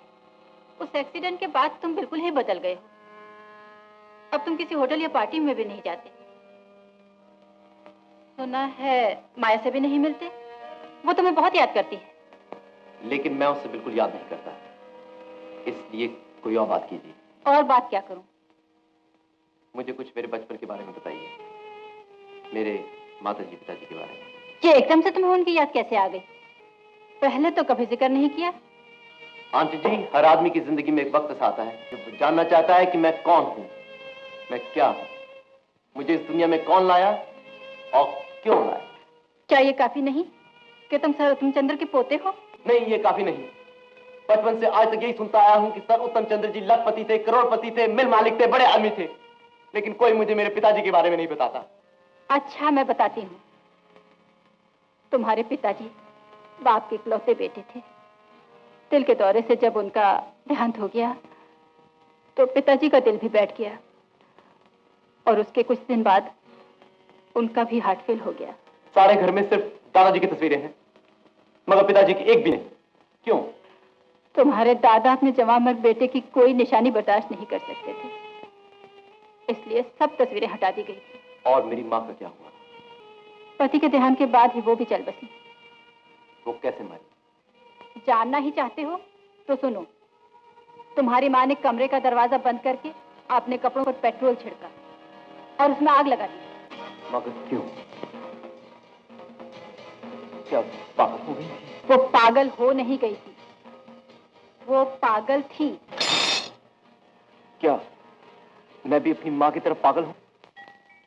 दीदी मैं और नहीं खाऊंगा, नहीं खाऊंगा। अनिल, दलिया खाने से तुम्हारे बदन में ताकत आएगी। थोड़ा सा और खा लो। बच्चों को तो बहुत भूख लगती है। भूख कैसे लगे, सारा दिन तो मैं लेटा रहता हूँ, बैठा रहता हूँ। डॉक्टर साहब कब ये प्लास्टर उतारेंगे? अनिल तुम्हें मालूम है अभी 15 दिन बाकी हैं। पर दीदी मैं इससे तंग आ गया हूँ, तंग आ गया हूँ। अनिल क्या हो गया है तुम्हें? तुम तो इतने बहादुर हुआ करते थे, हमेशा हंसते रहते थे उस बच्चे की तरह। अब क्या हुआ? दीदी अब गौतम भैया क्यों नहीं आते? मैं रोज उनका इंतजार करता हूँ। क्या आपने उन्हें मना कर दिया है?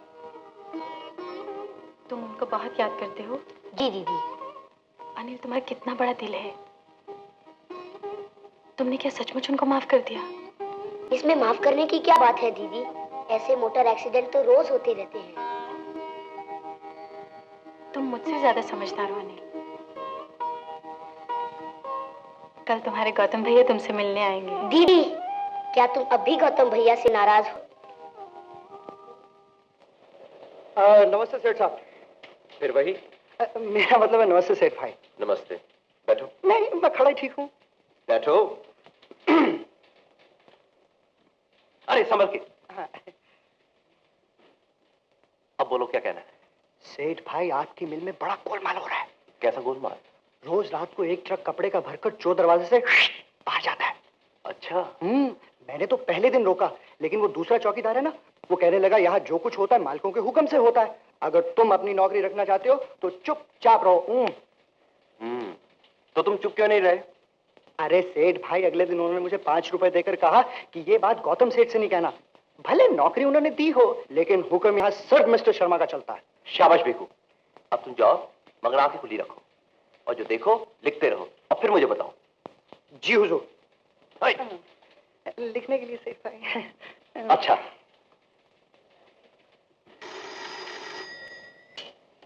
हेलो। हेलो। आशा। अनिल आपको बहुत याद करता है। तो मुझे इजाजत है उससे मिलने की? ये कहकर आप मुझे शर्मिंदा मत करिए, आप जरूर उससे मिलिएगा। और उसे ताजा हवा खिलाने ले जाऊं अपनी मोटर में? जरूर ले जाइए, मगर गाड़ी जरा देखकर चलाइएगा। देखकर ही चलाऊंगा, मगर अनिल की हिफाजत के लिए उसकी बहन को भी साथ जाना होगा।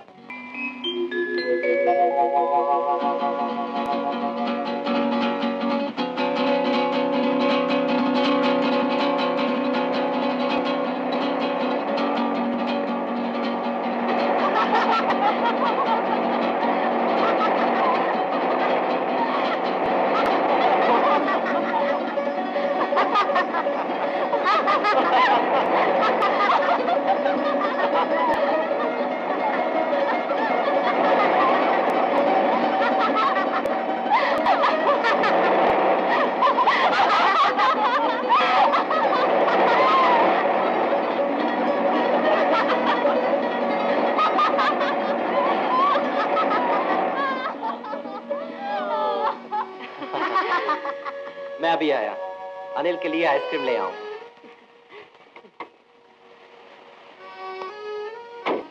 क्यों अनिल, अच्छा लग रहा है ना? हाँ दीदी बहुत मजा आ रहा है।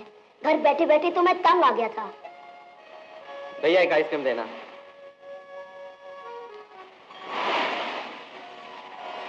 दीदी मन करता है कि मैं भी जाके समंदर में तैरूं।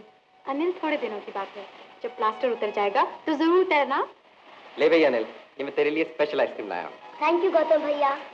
दीदी अब आप लोग मेरे लिए कुछ सीपियां तो इकट्ठी कर दीजिए। और तुम यहाँ अकेले रहोगे? क्या हुआ, मैं कोई बच्चा थोड़ी हूँ। वाह भाई। मैं आइसक्रीम खाऊंगा और अपनी कॉमिक्स पढ़ूंगा। चलो आशा, हम बच्चे बनकर अनिल के लिए सीपियां ढूंढें। देखो गिराना नहीं।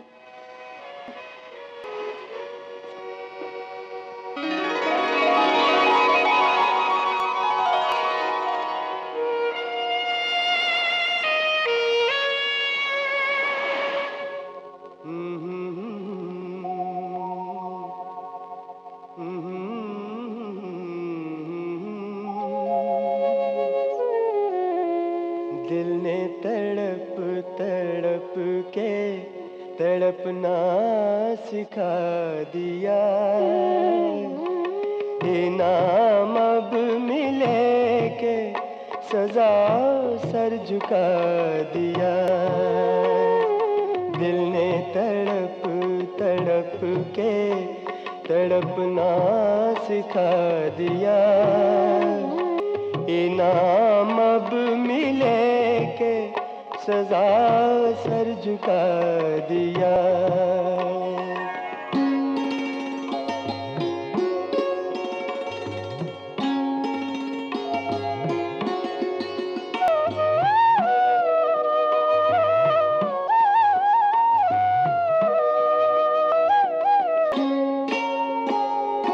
दीवाना करके छोड़ दे जो एक जमाने को, दीवाना करके छोड़ दे जो एक जमाने को, मुझको उसी निगाह ने इंसान बना दिया, मुझको उसी निगाह ने इंसान बना दिया। इनाम अब मिले के सजा सर झुका दिया।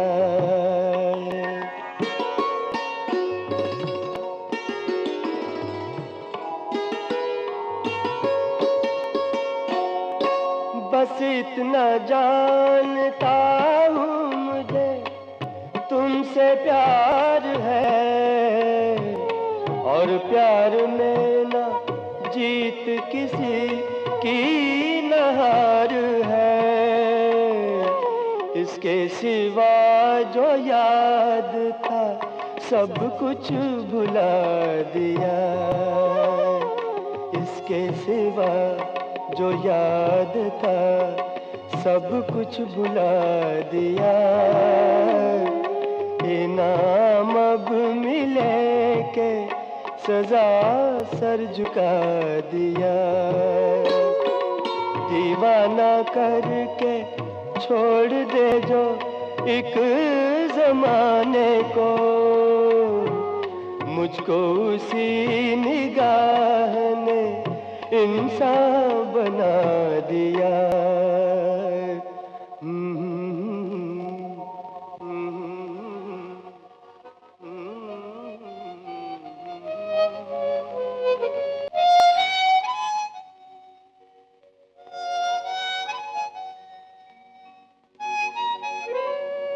गौतम, तुम तो बहुत अच्छा गाते हो।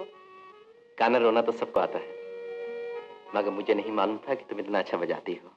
गौतम देखो, आज मैंने ये बाजा तुम्हारे हाथों से ले लिया और तुम्हें जरा भी गुस्सा नहीं आया।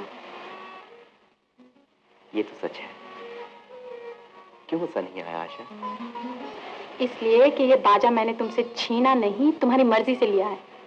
इसका मतलब है तुम्हें मुझ पर भरोसा है और तुम पागल बिल्कुल नहीं हो। ये तो मुझे नहीं मालूम, मगर आशा जानती हो इस दुनिया में सबसे अक्लमंद, सबसे सुंदर, सबसे प्यारी लड़की कौन है? कौन है? तो तुम हो। अब तुम सचमुच पागलों जैसी बातें कर रहे हो। चलो, अनिल हमारा इंतजार कर रहा होगा। चलो। मैं कहता हूं अगर हमने इस बेवकूफ गौतम के पागलपन का तोड़ नहीं सोचा तो ये एक दिन हमें पागल बनाकर छोड़ेगा। मगर मिस्टर शर्मा, हमें डायरेक्टर्स की मीटिंग का तो इंतजार करना चाहिए।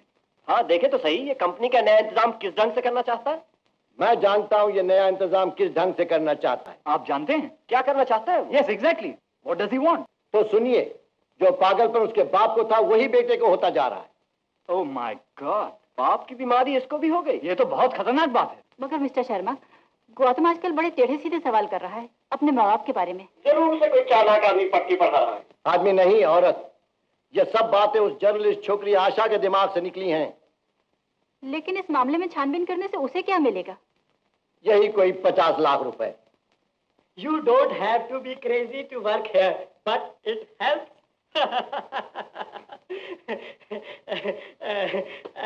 आशा जी, आप क्या कर रही हैं? मैं आपकी कुछ सेवा कर सकता हूँ? फूल चंद्र जी, जरा बच के रहिए, कहीं चोट न लग जाए। घंटी बज गई।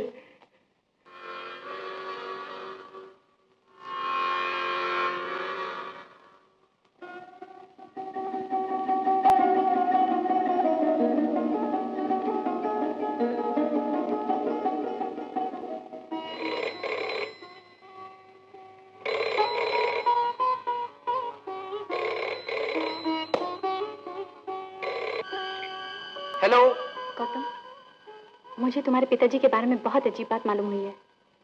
अभी मिल सकते हो इसी वक्त? हाँ हाँ जरूर आशा, मगर कहाँ? वहाँ संगम रेस्टोरेंट में। मगर सुनो, टैक्सी में आना, तुम्हारी गाड़ियाँ पहचानी जाती हैं।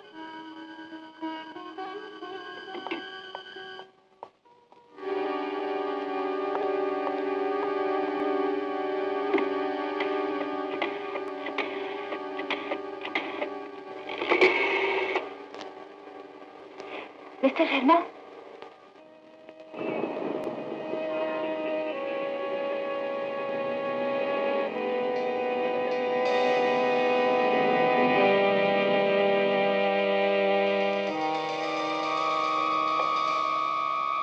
और कुछ है सब? कुछ नहीं। आशा, अब बताओ तुम्हें क्या मालूम हुआ है? पहले ये बताओ, तुम्हें मालूम है तुम्हारे पिताजी देहांत से पहले क्या करते थे? एक बार आंटी से पूछा था तो उन्होंने कहा था वही किया करते थे जो एक करोड़पति बाप के बेटे किया करते हैं। लेकिन ये सच नहीं है गौतम। तुम्हारे पिताजी तो वो करते थे जो करोड़पति बाप के बेटे कभी नहीं किया करते। तो वो क्या करते थे? सन 42 में वो आजादी के आंदोलन में जेल गए। उस पर तुम्हारे दादा सर उत्तम चंद्र आपस से बाहर हो गए। उन्होंने अपने इकलौते और बिन माँ के बेटे को अपनी जायदाद से बेदखल कर दिया। फिर क्या हुआ? जब तुम्हारे पिताजी जेल से बाहर निकले और उन्हें यह मालूम हुआ तो उन्होंने अपना नाम अशोक चंद्र से अशोक भारती रख लिया ताकि अपने बाप से उनका कोई रिश्ता न रहे। मुझे तो ये सब एक कहानी मालूम होती है। यही नहीं, उन्होंने एक हरिजन लड़की से जिसने उनके साथ सत्याग्रह किया था शादी कर ली। तुम उसी शादी की औलाद हो। ये सब तुम्हें कैसे मालूम हुआ?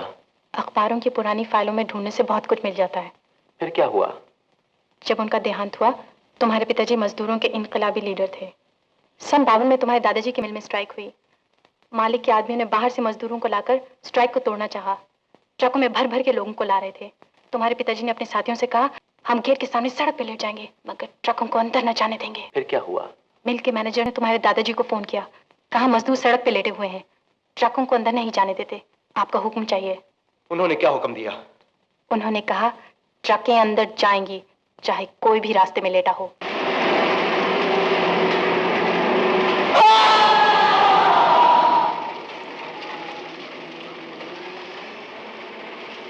दो आदमी ट्रकों के नीचे आकर मारे गए और उनमें से एक मेरे पिताजी थे।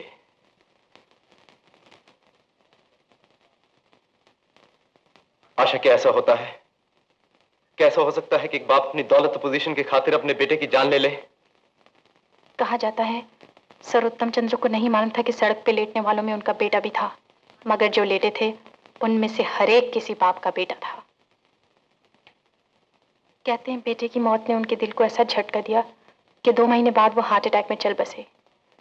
लेकिन मरने से पहले उन्होंने सारी जायदाद अपने पोते यानी तुम्हारे नाम कर दी। मगर मेरी माँ का क्या हुआ?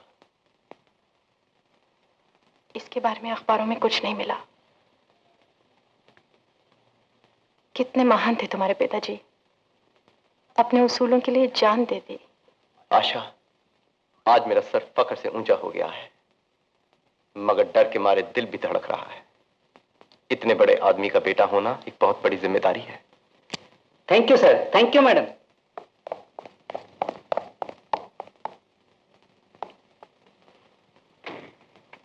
अब ये लोग इस तस्वीर को लेकर स्कैंडल फैलाएंगे, गंदी गंदी बातें लिखेंगे। लिखने दो आशा। अब इस सोसाइटी से मेरा रिश्ता हमेशा के लिए टूट गया है और यही ऐलान करने के लिए कल मैं उन तमाम जगहों पे जाना चाहता हूं जहां मैं पहले जाया करता था। क्या तुम मेरे साथ चलोगी? मैं तुम्हारे साथ हर जगह चलने को तैयार हूं।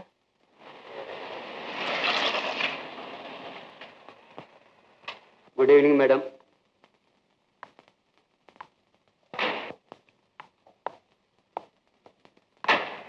आओ आशा। सलाम गौतम साहब। क्यों भाई, कैसे हो? ठीक है साहब, बहुत दिन बाद आए साहब। Thank you.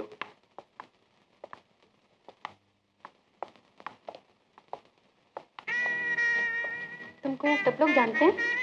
कभी मैं यहाँ हर रोज आया करता था माया के साथ। ओह, think of the devil and there she is. हाय गौतम। हाय माया। हाय। गोगी को तो तुम जानते हो? बहुत अच्छी तरह से। ये है आशा प्रेमचंद और आशा ये है मिस माया रानी और ये है इनके प्यारे दोस्त जिनको सब प्यार से Gogo I am sorry Gogi कहते हैं। हाय। हाय। नमस्ते।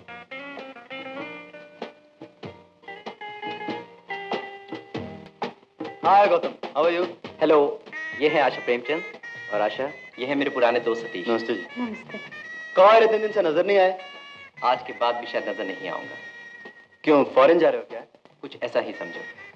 बड़ा लकी हो यार। कहाँ जा रहे हो? पेरिस, स्विट्जरलैंड या लंदन? सतीश, इन सब मुल्कों से भी बहुत दूर। चलो आशा।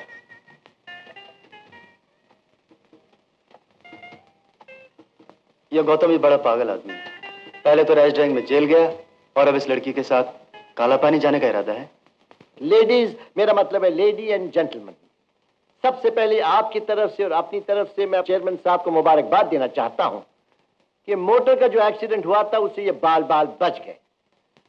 मगर ये तो इन्होंने जरूर सीख लिया होगा कि तेज रफ्तार से चलना कितना खतरनाक हो सकता है, चाहे वो मोटर कार हो या कारोबार। वाह वाह, क्या बात कही है मिस्टर शर्मा ने। अब हम गौतम चंद्र जी से प्रार्थना करते हैं कि वो बोर्ड के सामने अपने विचार प्रकट करें। Note down everything. Okay. Aunty ji, gentleman, आप सब लोग मुझसे उम्र में बड़े हैं, ज्यादा तजुर्बेकार हैं, फिर भी आपने मुझे चेयरमैन बनाया है। भला क्यों?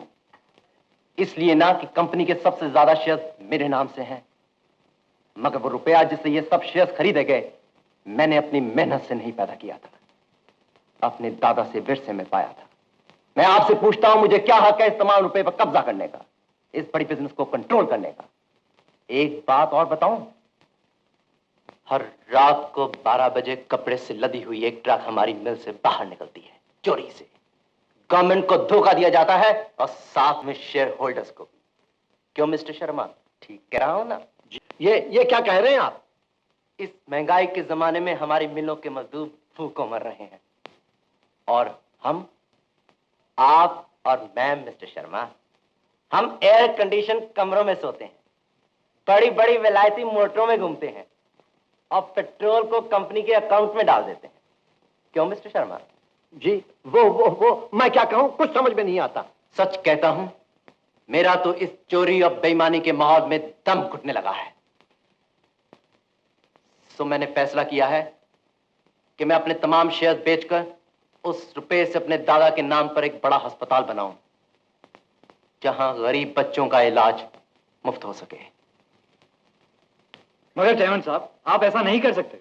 अगर आपने ऐसा किया तो कंपनी की साथ जाती रहेगी, मुमकिन है दीवाना निकल जाए। अरे भाई गौतम, अपना ना सही, हमारा तो सोचो। चेयरमैन साहब, क्या मैं पूछ सकता हूं कि आपने अपनी स्कीम के बारे में इनकम टैक्स एडवाइजर्स और कंपनी लॉ के एक्सपर्ट से मशवरा कर लिया है? जी हां, मैंने मशवरा किया है, अपनी आत्मा से, अपने जमीर से। मैंने कहा था ना कि मैं कंपनी को नए ढंग से चलाना चाहता हूं। सच बात तो यह है कि मैं अपनी जिंदगी को नए ढंग से चलाना चाहता हूं। गौतम गरीब बच्चों के लिए अस्पताल बनाए, इससे अच्छा और क्या हो सकता है? मगर मेरी राय में इस मामले में चेयरमैन साहब को एक हफ्ता और सोच विचार कर लेना चाहिए। चेयरमैन साहब, बस एक हफ्ता। मुझे कोई इतराज नहीं। एक हफ्ते के बाद मीटिंग फिर होगी। नोटेड। Yes sir. तो आज की मीटिंग बर्खास्त की जाती है।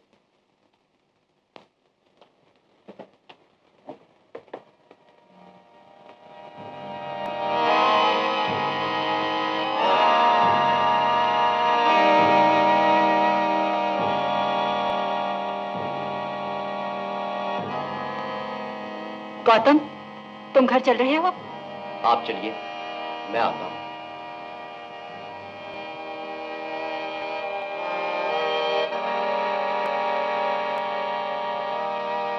दादाजी, आपने मेरे पिताजी को अपनी दौलत से मार डाला था, लेकिन मैं आपकी दौलत से और आपके नाम से अनिल जैसे गरीब और बीमार बच्चों के लिए इतना बड़ा अस्पताल बनवाऊंगा कि दुनिया आपको हमेशा याद करेगी।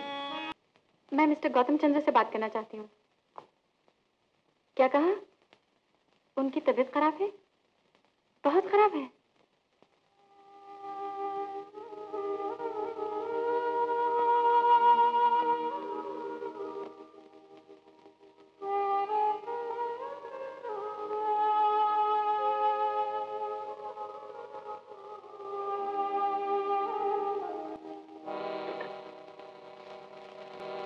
गौतम, तुम हमारे साथ कोऑपरेट करोगे ना? क्या चाहते हैं आप? हम तुम्हें एक खास अस्पताल में ले जाना चाहते हैं जहां पर तुम्हारा इलाज हो सके। पागल खाने में? अरे भाई, अब न कोई पागल है न पागल खाने हैं। सिर्फ दिमागी मरीजों के लिए खास अस्पताल है जहां उनके इलाज के लिए हर किस्म का इंतजाम है। प्राइवेट रूम्स हैं, सैर करने के लिए बाग बगीचे हैं। वहां तुम्हें किसी किस्म की तकलीफ नहीं होगी। सिर्फ इस कागज पर साइन कर दो। हाथ बंधे हों तो आप दस्तखत कर सकते हैं। ऑर्डरली, गौतम साहब के हाथ खोल दो।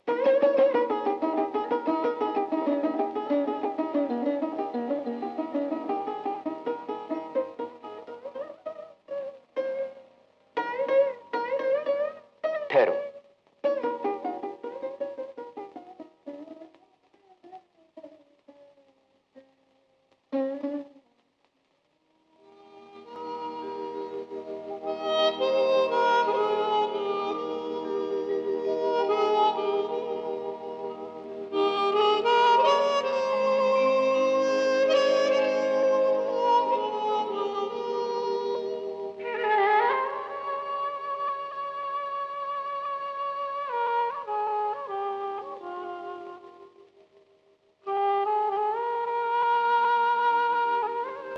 अब बोलिए, व्हील चेयर पर जाना पसंद करेंगे या स्ट्रेचर पे? व्हील चेयर पर।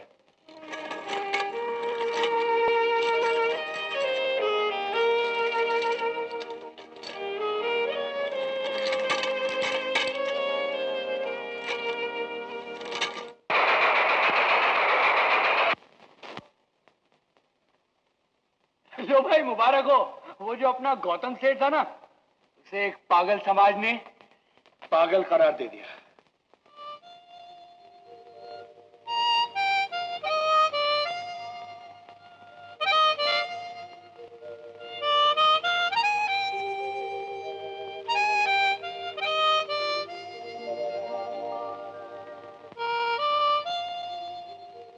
मेरा बच्चा, मेरा बच्चा। अरे जालिमो, मेरे बच्चे को मुझसे बची दो। मेरे बच्चे को मुझसे बची दो, बच्ची। तुम प्रेस वाले बड़े संगदिल होते हो। कोई बेचारा मरे या पागल हो जाए, मगर तुम्हें फ्रंट पेज का मसाला चाहिए। मगर ये तो सोचिए डॉक्टर साहब, अगर हमारे जैसे अखबार भी आवाज न उठाएं तो जुल्म और जुर्म, करप्शन और काले धंधे कितने बढ़ जाएं। मगर गौतम चंद्रा के केस में ना तो जुल्म है ना जुर्म। वो बेचारा यहाँ आराम और इलाज के लिए आया है। भाई सॉरी, मैं एक प्रेस रिपोर्टर को भेजकर उसका दिमाग और परेशान नहीं करना चाहता। मगर इतना तो बता दीजिए डॉक्टर साहब कि वो कैसा है, वक्त कैसे काटता है। भाई वैसे तो वो बिल्कुल शांत है। रात उसने अपना बाजा भी बजाया था, मगर फिर एक अजीब बात हुई। क्या हुआ डॉक्टर साहब?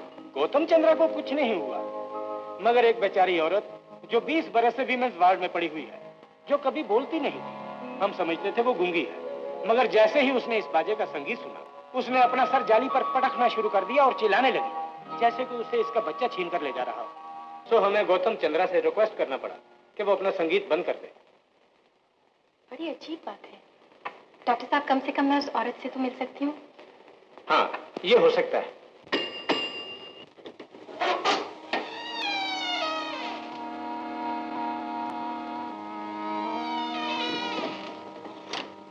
मुझसे डरो नहीं, मैं डॉक्टर नहीं हूँ, वार्डन नहीं हूँ। मैं भी किसी को खोजती हुई आई हूँ। तुम मेरी मदद करोगी माँ? माफ करना, मेरे माँ बाप मर चुके हैं, सिर्फ एक छोटा भाई है। परसों से किसी को माँ नहीं कहा। फिर कहो माँ, फिर कहो माँ, मेरी मदद करो माँ। डर मत गौतम, मेरे लाल, मेरे होते तुझे कौन जबरदस्ती ले जा सकता है।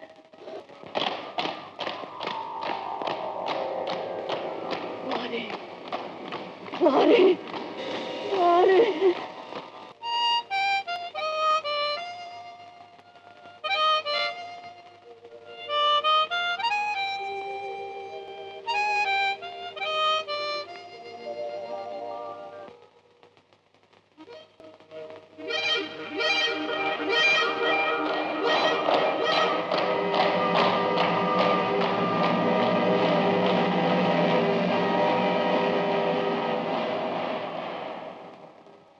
गौतम चंद्र वल्द अशोक चंद्र एलियस अशोक भारती, तुम अब अपने दादा सर उत्तम चंद्र की सारी जायदाद के कानूनी वारिस हो। तुम्हारे दादा ने हमें तुम्हारा गार्डियन और ट्रस्टी मुकर्रर किया है। जब तक तुम बालिग न हो जाओ हम तुम्हारी देखभाल करेंगे। अब तुम अपनी माँ के पास नहीं रहोगे, अब तुम्हें अपने दादा के घर में रहना पड़ेगा।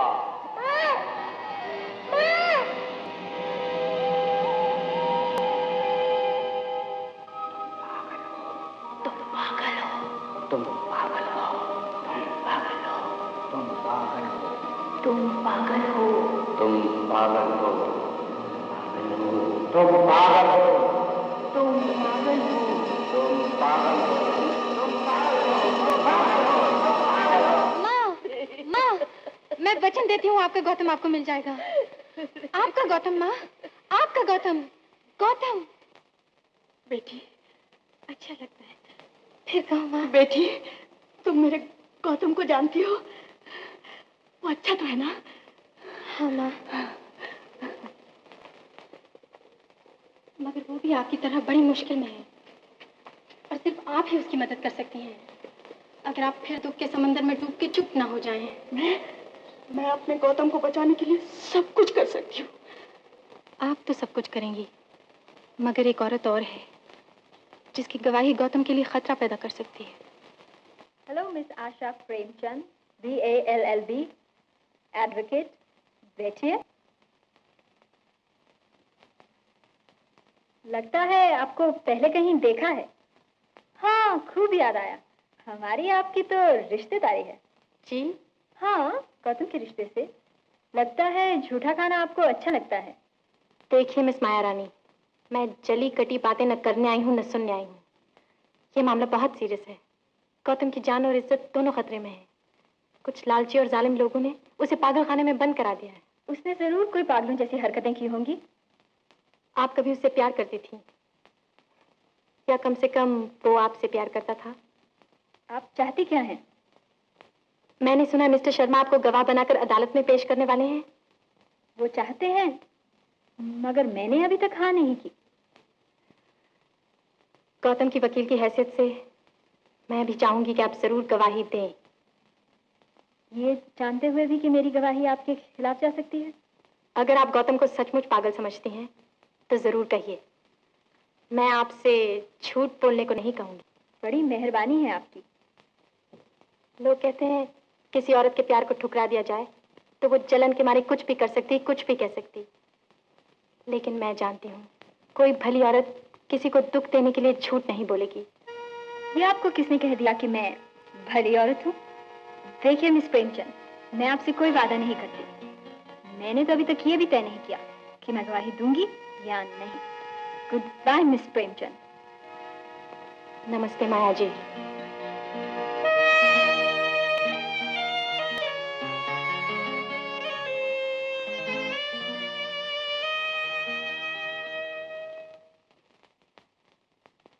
हाय mummy. Hello daddy. Hello hello hello. ये कौन थी जो भी यहाँ आई थी? इस लड़की को हमने कभी नहीं देखा। तुम चुप रहो जी। मम्मी, ये लड़की गौतम की वकील है और उसकी नई गर्लफ्रेंड भी। ओ, फिर यहाँ क्यों आई वो? मेरे ख्याल में क्यों लेने आई थी कि अगर मैं मुकदमे में पेश हुई तो क्या कहूँगी? तो फिर तुमने क्या कहा? तुम चुप रहो ना प्लीज। हाँ बेटा, फिर तुमने क्या कहा? मम्मी, मैंने कहा कि मैंने अभी तक फैसला नहीं किया कि मैं गवाही दूंगी या नहीं। लेकिन बेटा, गवाही तो तुम्हें जरूर देनी चाहिए। आखिर तुम्हें इससे अच्छा मौका कहाँ मिल सकता है बदला लेने के लिए। उसने तुम्हारा दिल तोड़ा है ना, और वो भी एक ऐसी मामूली लड़की के लिए। ये पागलपन नहीं है तो फिर क्या है? एग्जैक्टली, यही तो मिस्टर शर्मा भी कह रहे थे। तुम चुप रहो जी प्लीज। माँ बेटी के दरमियान बोलने की कोई जरूरत नहीं है तुम्हें। अच्छा जी। गोविंदा, कहाँ मर गया उल्लू का पट्टा? जी जाओ, बिस्किट सोडा हमारे कमरे में रख दो। चलो खैरिए। हाँ जी बेटा, फिर क्या इरादा किया है तुमने? मम्मी, मैं गवाही जरूर दूंगी।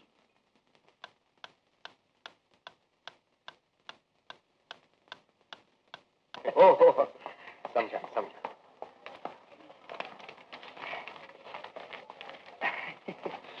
अगर मुकदमा जीते तो और भी मिलेगा।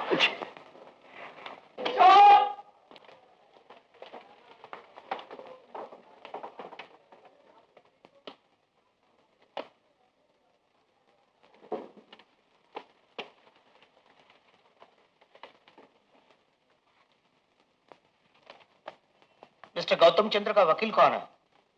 मैं हूँ योर वर्शिप। और चंद्र एंटरप्राइज की तरफ से कौन है? I your worship. मिस आशा प्रेमचंद, आप इस अदालत में मुकदमा लेके आई हैं कि मिस्टर गौतम चंद्र पागल नहीं है, उनको पागल करार दिया गया है। आपका ख्याल है कि इसके पीछे कोई बड़ी साजिश है? योर वर्शिप, साजिश का सवाल ही पैदा नहीं होता। मैंने अदालत के सामने वो कागजात पेश किए हैं जिन पर मिस्टर गौतम चंद्रा के दस्तखत मौजूद हैं, जिनमें उन्होंने लिखा है कि उन्हें अपनी दिमागी सेहत के बारे में शक है और वो चाहते हैं कि उन्हें किसी मेंटल हॉस्पिटल में रखा जाए। योर वर्शिप, दुनिया में ऐसे पागल तो हैं जो अपने आप को बहुत अक्लमंद समझते हैं, लेकिन आज तक किसी पागल ने अपने आप को पागल नहीं कहा सिवाय मिस्टर गौतम चंद्र के। मैं पूछती हूँ, अगर आज मिस्टर गौतम एक दूसरा बयान दे दें कि अब उन्हें अपनी दिमागी सेहत पर कोई शक और शुबा नहीं, तो क्या उन्हें असाइलम से छोड़ दिया जाएगा? योर वर्शिप, ये कभी नहीं हो सकता। अब सिर्फ मिस्टर गौतम चंद्रा का कहना काफी नहीं है। हमारे पास उनको पागल साबित करने के लिए कितने ही गवाह मौजूद हैं। तो मेरी इतनी ही दरखास्त है कि उन गवाहों को पेश किया जाए। लिली डिसोजा, क्या तुम समझती हो कि मिस्टर गौतम चंद्र खतरनाक पागल हैं? जी हाँ साहब, बिल्कुल पागल हुजूर। एक दिन गौतम साहब इतना बड़ा खुला उसरा लेकर अपना गला काटने वाले थे कि मैं चीख पड़ी। बाबूराम राठौर। हुजूर, गौतम साहब मोटर चलाते थे, मुझे तो बहुत डर लगता था। स्टीयरिंग व्हील छोड़कर बाजा बजाने लगते थे। आखिर एक दिन एक्सीडेंट हो ही गया हुजूर। रामचंद्र इलायस रामू। हुजूर, मुझे तो उसी वक्त सुबह हो गया। गौतम साहब को दिमाग ठीक नहीं है, जब मुझे रामू के बजाय भीखू कहकर बुलाने लगे। राधाबाई उत्तम चंद्र। आपको कैसे शुबा हुआ कि आपके भतीजे का दिमाग खराब है? मुझे तो शुरू से ही शुबा था जनाबे वाला। इसकी माँ बेचारी भी पागल थी। गौतम नॉर्मल तो कभी नहीं था। इतना बड़ा हो गया मगर बच्चों की तरह बाजा बजाता रहता था, पागलों की तरह मोटर तेज चलाता था। और आप यकीन नहीं करेंगे, अपना 4000 का पलंग छोड़कर जमीन पर सोने लगा। मुझे तो उसकी जान की तरफ से बड़ी चिंता होने लगी जनाबे वाला। Thank you Radhabai, your witness. Shrimati Radhabai, आपके ख्याल में जमीन पर सोना पागलपन की निशानी है? जी हाँ, बिल्कुल। तो क्या बंबई की आधी आबादी पागल है जो जमीन पर सोती है? और उसमें से 5 लाख लोग फुटपाथ पर सोते हैं। क्या वो भी सब पागल हैं? Order, order. मिस प्रेमचंद, आप कोर्ट को इन्फ्लुएंस करने के लिए गैर जरूरी सवाल उठा रही हैं। Sorry your worship. राधाबाई, आपने कहा कि गौतम चंद्र की माँ भी पागल थी। इस फीस से आपका क्या मतलब? 20 बरस पहले मर गई बेचारी। पागलपन के दौरे में उसने अपने कपड़ों में आग लगा ली थी। 20 बरस पहले वो मर गई थी। राधाबाई का यह बयान नोट किया जाए your worship. Maya Sonachand. Miss Sonachand, क्या आप मिस्टर गौतम चंद्रा को जानती हैं? जानती थी, बहुत करीब से। आपको कभी उनसे अकेले में मिलने का इत्तेफाक हुआ है?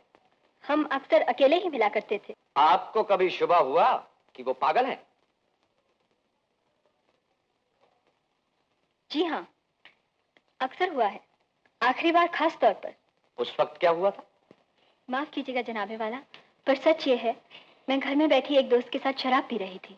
गौतम अचानक हाथों में फूलों का गुलदस्ता लिए हुए आया और मेरे दोस्त को देखकर उसकी आंखों में से आग निकलने लगी। अगर उसके हाथ में पिस्तौल होता तो वो हम दोनों का खून कर देता और शायद अपना भी।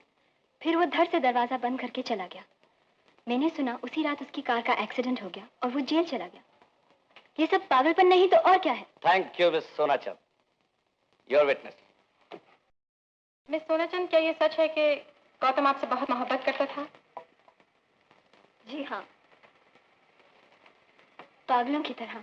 पागलों की तरह? जी हाँ, वो बेचारा सच्ची मोहब्बत करता था। इसी को लोग आज पागलपन कहते हैं। मगर इस पागलपन की कदर मुझे उस वक्त मालूम हुई जब वो मेरी जिंदगी से निकल गया। That will do, Miss Sonachand.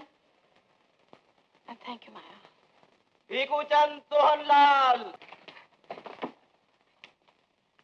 ये दोनों गवाह आप साथ में पेश करना चाहते हैं? योर वर्शिप प्लीज, ये दोनों साथ में ही गवाही देना चाहते हैं। Alright, as a special case.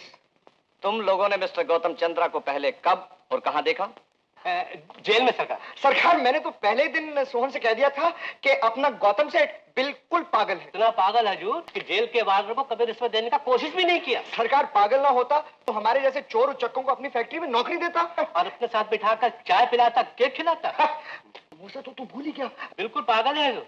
अक्लमंद आदमी तो झूठी गवाही के लिए 100-100 के नोट देते। और इस पागल ने हमें 1 रुपया भी नहीं दिया। सरकार, भगवान करे दुनिया में सेठ भाई जैसे 2-4 पागल और पैदा हो जाए। योर वर्शिप, ये दोनों झूठे हैं, चोर हैं, जेब कतरे हैं, गिरे कट हैं। और दोनों आपके गवाह हैं।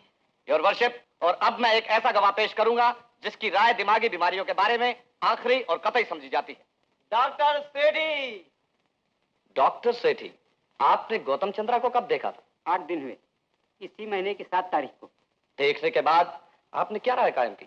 It was an advanced case of deep melancholia plus schizophrenic alienation leading to violent fits of aggression and self-destruction. क्या आप आसान जबान में अपनी राय बता सकते हैं? भयानक और भयंकर पागलपन। रोगी को दिमागी अस्पताल में रखना क्यों जरूरी था? ऐसी हालत में वो कुछ भी कर सकता था, आत्महत्या कर सकता था, किसी का खून कर सकता था। क्या ऐसा रोगी करोड़ों की बिजनेस की देखभाल कर सकता है? हरगिज नहीं। Thank you. Your witness. Doctor Sethi, Gautam Chandra को देखने के लिए आपको किसने बुलाया था? मिस्टर शर्मा ने। और फीस कितनी मिली थी आपको? 1000 रुपए। इसका केस से क्या? थैंक यू डॉक्टर, मुझे और कुछ नहीं पूछना। योर वर्शिप, हमने गवाहों की मदद से यह साबित कर दिया है कि मिस्टर गौतम चंद्रा को दिमागी अस्पताल में रखना जरूरी था, उनकी जान की खातिर, उनकी बिजनेस की खातिर। That's all your worship. Miss Premchand, आपको कुछ कहना है? जी हाँ योर वर्शिप, यहाँ कहा गया है कि गौतम चंद्र को यह बीमारी अपनी माँ से मिली है। इस सिलसिले में मैं सिर्फ एक गवाह पेश करना चाहती हूँ। पार्वती देवी।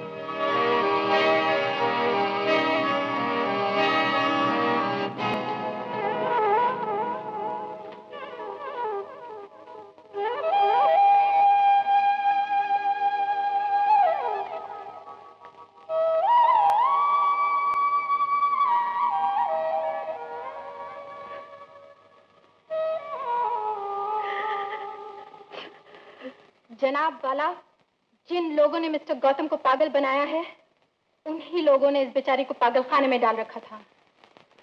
राधाबाई का कहना है कि गौतम की मां मर चुकी हैं। मैं पूछना चाहती हूँ योर वर्शिप, फिर ये कौन है? वर्शिप, ये एक पागल औरत है और कानून एक पागल की गवाही को नहीं मान सकता।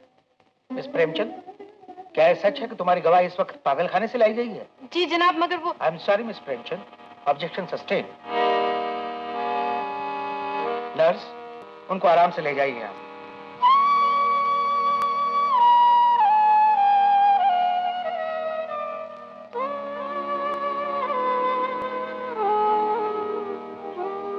योर वर्शिप, मिस्टर गौतम चंद्र के खिलाफ एक बहुत बड़ी साजिश हुई है, जिसका मकसद यह है कि वो अपने रुपए और जायदाद को गरीबों के फायदे के लिए इस्तेमाल ना कर सकें। और इससे पहले कि ये लोग मुझे भी पागल बनाकर मेरा मुंह बंद कर दें, मैं ये कहना चाहती हूँ कि चंद्रा एंटरप्राइजेस के बोर्ड ऑफ डायरेक्टर्स की लास्ट मीटिंग में मिस्टर गौतम चंद्र ने यह ऐलान किया था कि वो अपने तमाम शेयर्स बेचकर अपनी सारी दौलत से बच्चों का एक अस्पताल खोलना चाहते हैं। योर वर्शिप, ये सब एक फर्जी कहानी है। मुझे मिस्टर शर्मा ने बताया है कि न ऐसी कोई मीटिंग हुई, न मिस्टर गौतम चंद्रा ने ऐसी कोई तजवीज पेश की।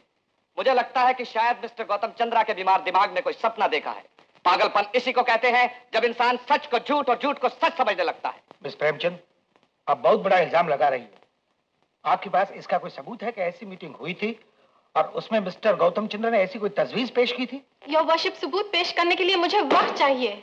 मुकदमा कल तक के लिए मुलतवी किया जाता है। मुकदमा मुलतवी नहीं हुआ आशा, हम मुकदमा हार गए। यूं कहो, इतनी जल्दी हिम्मत हार गए? अभी तो तुमने दुनिया से मुकाबला करना शुरू ही किया है। मैं तो यहाँ इसीलिए आया था कि तुम इस मामले को कोर्ट में ले जा सकोगे। तो हमने जो सोचा था वही हुआ।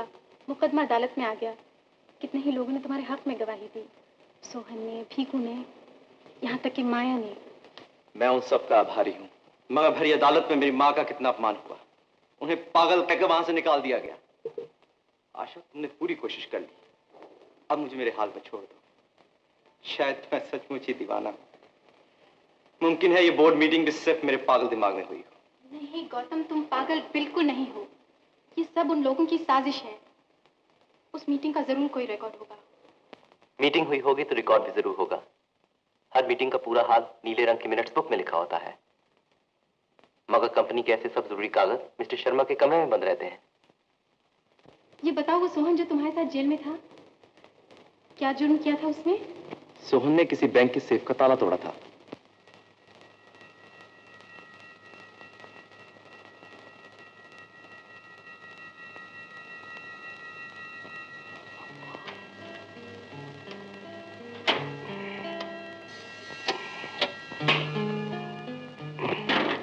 वाह, तू तो कमाल है यार।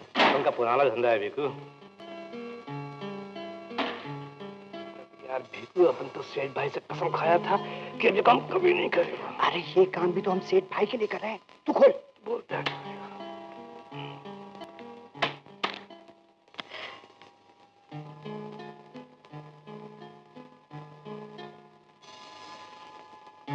पार्टनर कर दो पार। नहीं, वो देख रहा है। कौन? भगवान। तुम ठीक बोलता है, रख देता हूं। ये देख इसमें कौन सा चौपड़ी है। ये मुझको दे, देख। अरे ये होगी नीली वाली, बोर्ड ऑफ डायरेक्टर्स। ये तो ले, मैं फूटा। योर वर्शिप, ये है सबूत की मीटिंग हुई और उसमें गौतम चंद्र ने अपने शेयर के रुपए से अस्पताल के लिए ट्रस्ट बनाने की तजवीज पेश की। ये है उस साजिश की बुनियाद जो मिस्टर शर्मा, राधाबाई और डायरेक्टर ने गौतम चंद्र को पागल साबित करने के लिए तैयार की। योर वर्शिप, मैं इससे भी ज्यादा खतरनाक साजिश का सबूत अदालत में पेश करना चाहता हूँ। आप क्या कहना चाहते हैं? हमें मालूम हुआ है कि मिस आशा प्रेमचंद गौतम चंद्रा से प्रेम का नाटक खेल रही हैं। इस तरह वो एक भोले भाले और कमजोर दिमाग के नौजवान से शादी करके उसकी लाखों बल्कि करोड़ों की जायदाद की मालिक बनना चाहती है। मैं चाहता हूँ मिस आशा प्रेमचंद को गवाहों के कटघरे में खड़ा किया जाए। मिस प्रेमचंद, आप गवाही देने के लिए तैयार हैं? Yes your worship.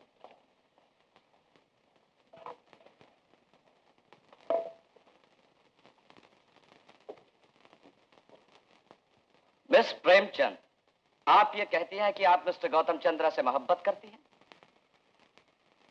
मैं ये कहती नहीं, मैं उनसे मोहब्बत करती हूँ। आपको आजाद अखबार से तनख्वाह क्या मिलती थी? 525 रुपए माहवार। और जिस वक्त आपको इस मोहब्बत का बुखार चढ़ा, उस वक्त मिस्टर गौतम चंद्रा की जायदाद की मालियत कितनी होगी? मुझे कभी दिलचस्पी नहीं रही उनकी जायदाद में। दिलचस्पी थी या नहीं, इसका फैसला बाद में होगा। इस जायदाद की मालियत के बारे में कुछ अंदाजा तो होगा आपको? कहा जाता है 50-60 लाख से ज्यादा की जायदाद है। योर वर्शिप, कुछ देर पहले मिस प्रेमचंद साजिश और कॉन्स्पिरेसी की बात कर रही थी। यह है वो असल साजिश। एक गरीब मगर चालाक लड़की अपनी मोहब्बत के जाल में फंसाकर एक कमजोर दिमाग के अमीर नौजवान की जायदाद की मालिक बनना चाहती है। ये झूठ है, ये झूठ है। आप मेरी इज्जत पर, मेरी मोहब्बत पर कीचड़ उछाल रहे हैं। बस मुझे और कुछ नहीं पूछना।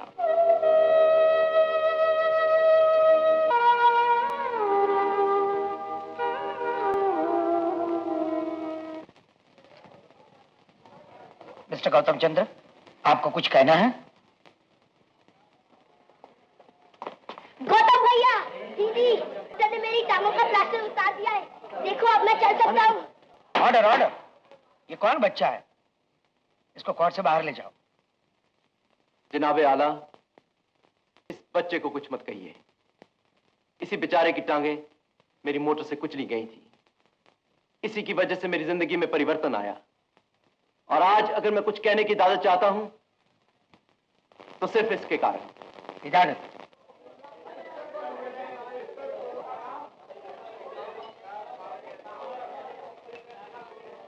जनाबे वाला, इन सब लोगों का कहना है कि मैं पागल हूं इसलिए कि मैं ये पुराना बाजा बजाता हूं। मैं समझता था कोई भी बाजा बजाना ना पाप है, ना जुर्म है और ना ही कोई पागलपन की निशानी है। जब भी कोई आदमी बहुत खुश होता है या बहुत परेशान होता है या किसी बात पर बहुत सोच विचार करता है तो अपने दिमाग के सहारे के लिए कोई ना कोई बहाना ढूंढता है। कोई मूछें मरोड़ता है और कोई बाजा बजाता है, कोई गीत गुनगुनाता है और कोई पेंसिल चबाता है जैसे कि बैरिस्टर साहब चबा रहे हैं, और कोई पेपर वेट को लट्टू की तरह घुमाता है जैसे माफ कीजिएगा आप कर रहे हैं। मगर ये बाजा सिर्फ बाजा ही नहीं, ये मेरा बचपन है, ये मेरी माँ की निशानी है। ये मेरी गरीब माँ ने मुझे 5वीं सालगिरह पर दिया था, जिसके 2 दिन बाद ही मुझे उसकी गोद से छीनकर दौलत की गोद में डाल दिया गया। मेरे बाप तो पहले ही मेरे दादा के एक ट्रक के नीचे आकर जान दे चुके थे। मुझे कहा गया था मेरी माँ ने पागलपन में अपने कपड़ों में आग लगा दी थी, मगर कल मुझे मालूम हुआ कि वो न मरी थी न पागल हुई थी, बल्कि उन्हें झूठ मूठ पागल बनाकर पागलखाने में बंद करा दिया गया था। जनाबे वाला, मैं पहले भी हाथ छोड़कर मोटर चलाता था, पहले भी माउथ ऑर्गन बजाता था, पहले भी कटोरे रेजर से शेव करता था। तब किसी को ख्याल नहीं आया कि मैं पागल हूं, इसलिए कि मेरी आमदनी का बड़ा हिस्सा उन लोगों की जेबों में जाता था। वो चाहते थे कि मेरी बिजनेस को अपने ढंग से और अपने काले धंधे के फायदे के लिए चलाएं, गवर्नमेंट को और शेयर होल्डर्स दोनों को धोखा दें। लेकिन जब मैंने उनके हथकंडे जान लिए और अपनी बिजनेस को उनके हाथों से लेकर उसका सारा मुनाफा और अपनी शेयर्स की सारी कीमत को एक बच्चों के अस्पताल को दान देने का इरादा किया, तब मैं उनको पागल नजर आने लगा। मुझे अफसोस है इन लोगों में मेरे पिताजी की छोटी बहन भी शामिल है, जिनको मैंने बचपन से आज तक अपनी माँ की जगह समझा था। अफसोस तो ये है कि वो कैकेयी जैसी माँ साबित हुई। फर्क सिर्फ इतना है कि कैकेयी ने राम को वनवास दिया और इन्होंने गौतम को पागलखाना। बैरिस्टर साहब को, उनके गवाहों को, और मुमकिन है कि आपको भी मैं पागल नजर आता हूं, मगर हुजूर मुझे तो ये दुनिया ही पागल नजर आती है, जहां एक आदमी 21 कमरों में रहता है और 21 आदमी एक कमरे में रहते हैं, जहां कुत्तों को संगमरमर के टब में नहलाया जाता है और लाखों आदमी 2 बूंद पानी के लिए तरसते हैं। ये दुनिया जहां एक एटम बम बनाने पर इतने करोड़ रुपए खर्च किए जाते हैं जिनसे हजारों अस्पताल और स्कूल बनाए जा सकते थे, करोड़ों भूखे बच्चों को दूध पिलाया जा सकता था। ये दुनिया जहां इंसान ने करोड़ों अरबों रुपए खर्च कर जमीन से चांद तक की सड़क बना दी है, लेकिन ऐसी कोई सड़क आज तक नहीं बना सका जो एक इंसान के दिल से दूसरे इंसान के दिल तक जाती है। जमीन और आसमान का फासला कम हो गया है, लेकिन इंसान और इंसान में फासला कम नहीं हुआ। अब आप फैसला कर सकते हैं कि पागल कौन है, मैं या ये दुनिया। Thank you honour.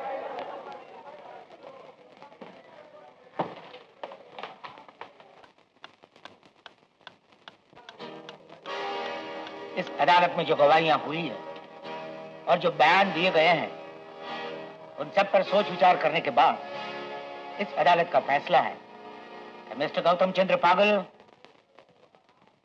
बिल्कुल नहीं है।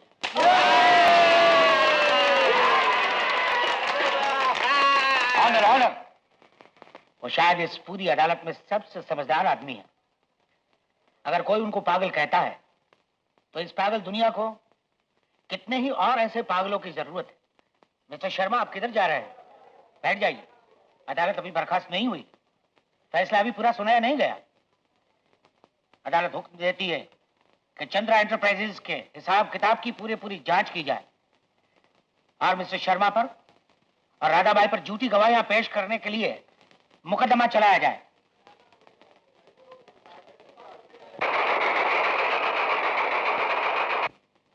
अरे सुना तुमने, हमारा गौतम पागल समाज की कैद से हमेशा के लिए आजाद हो गया।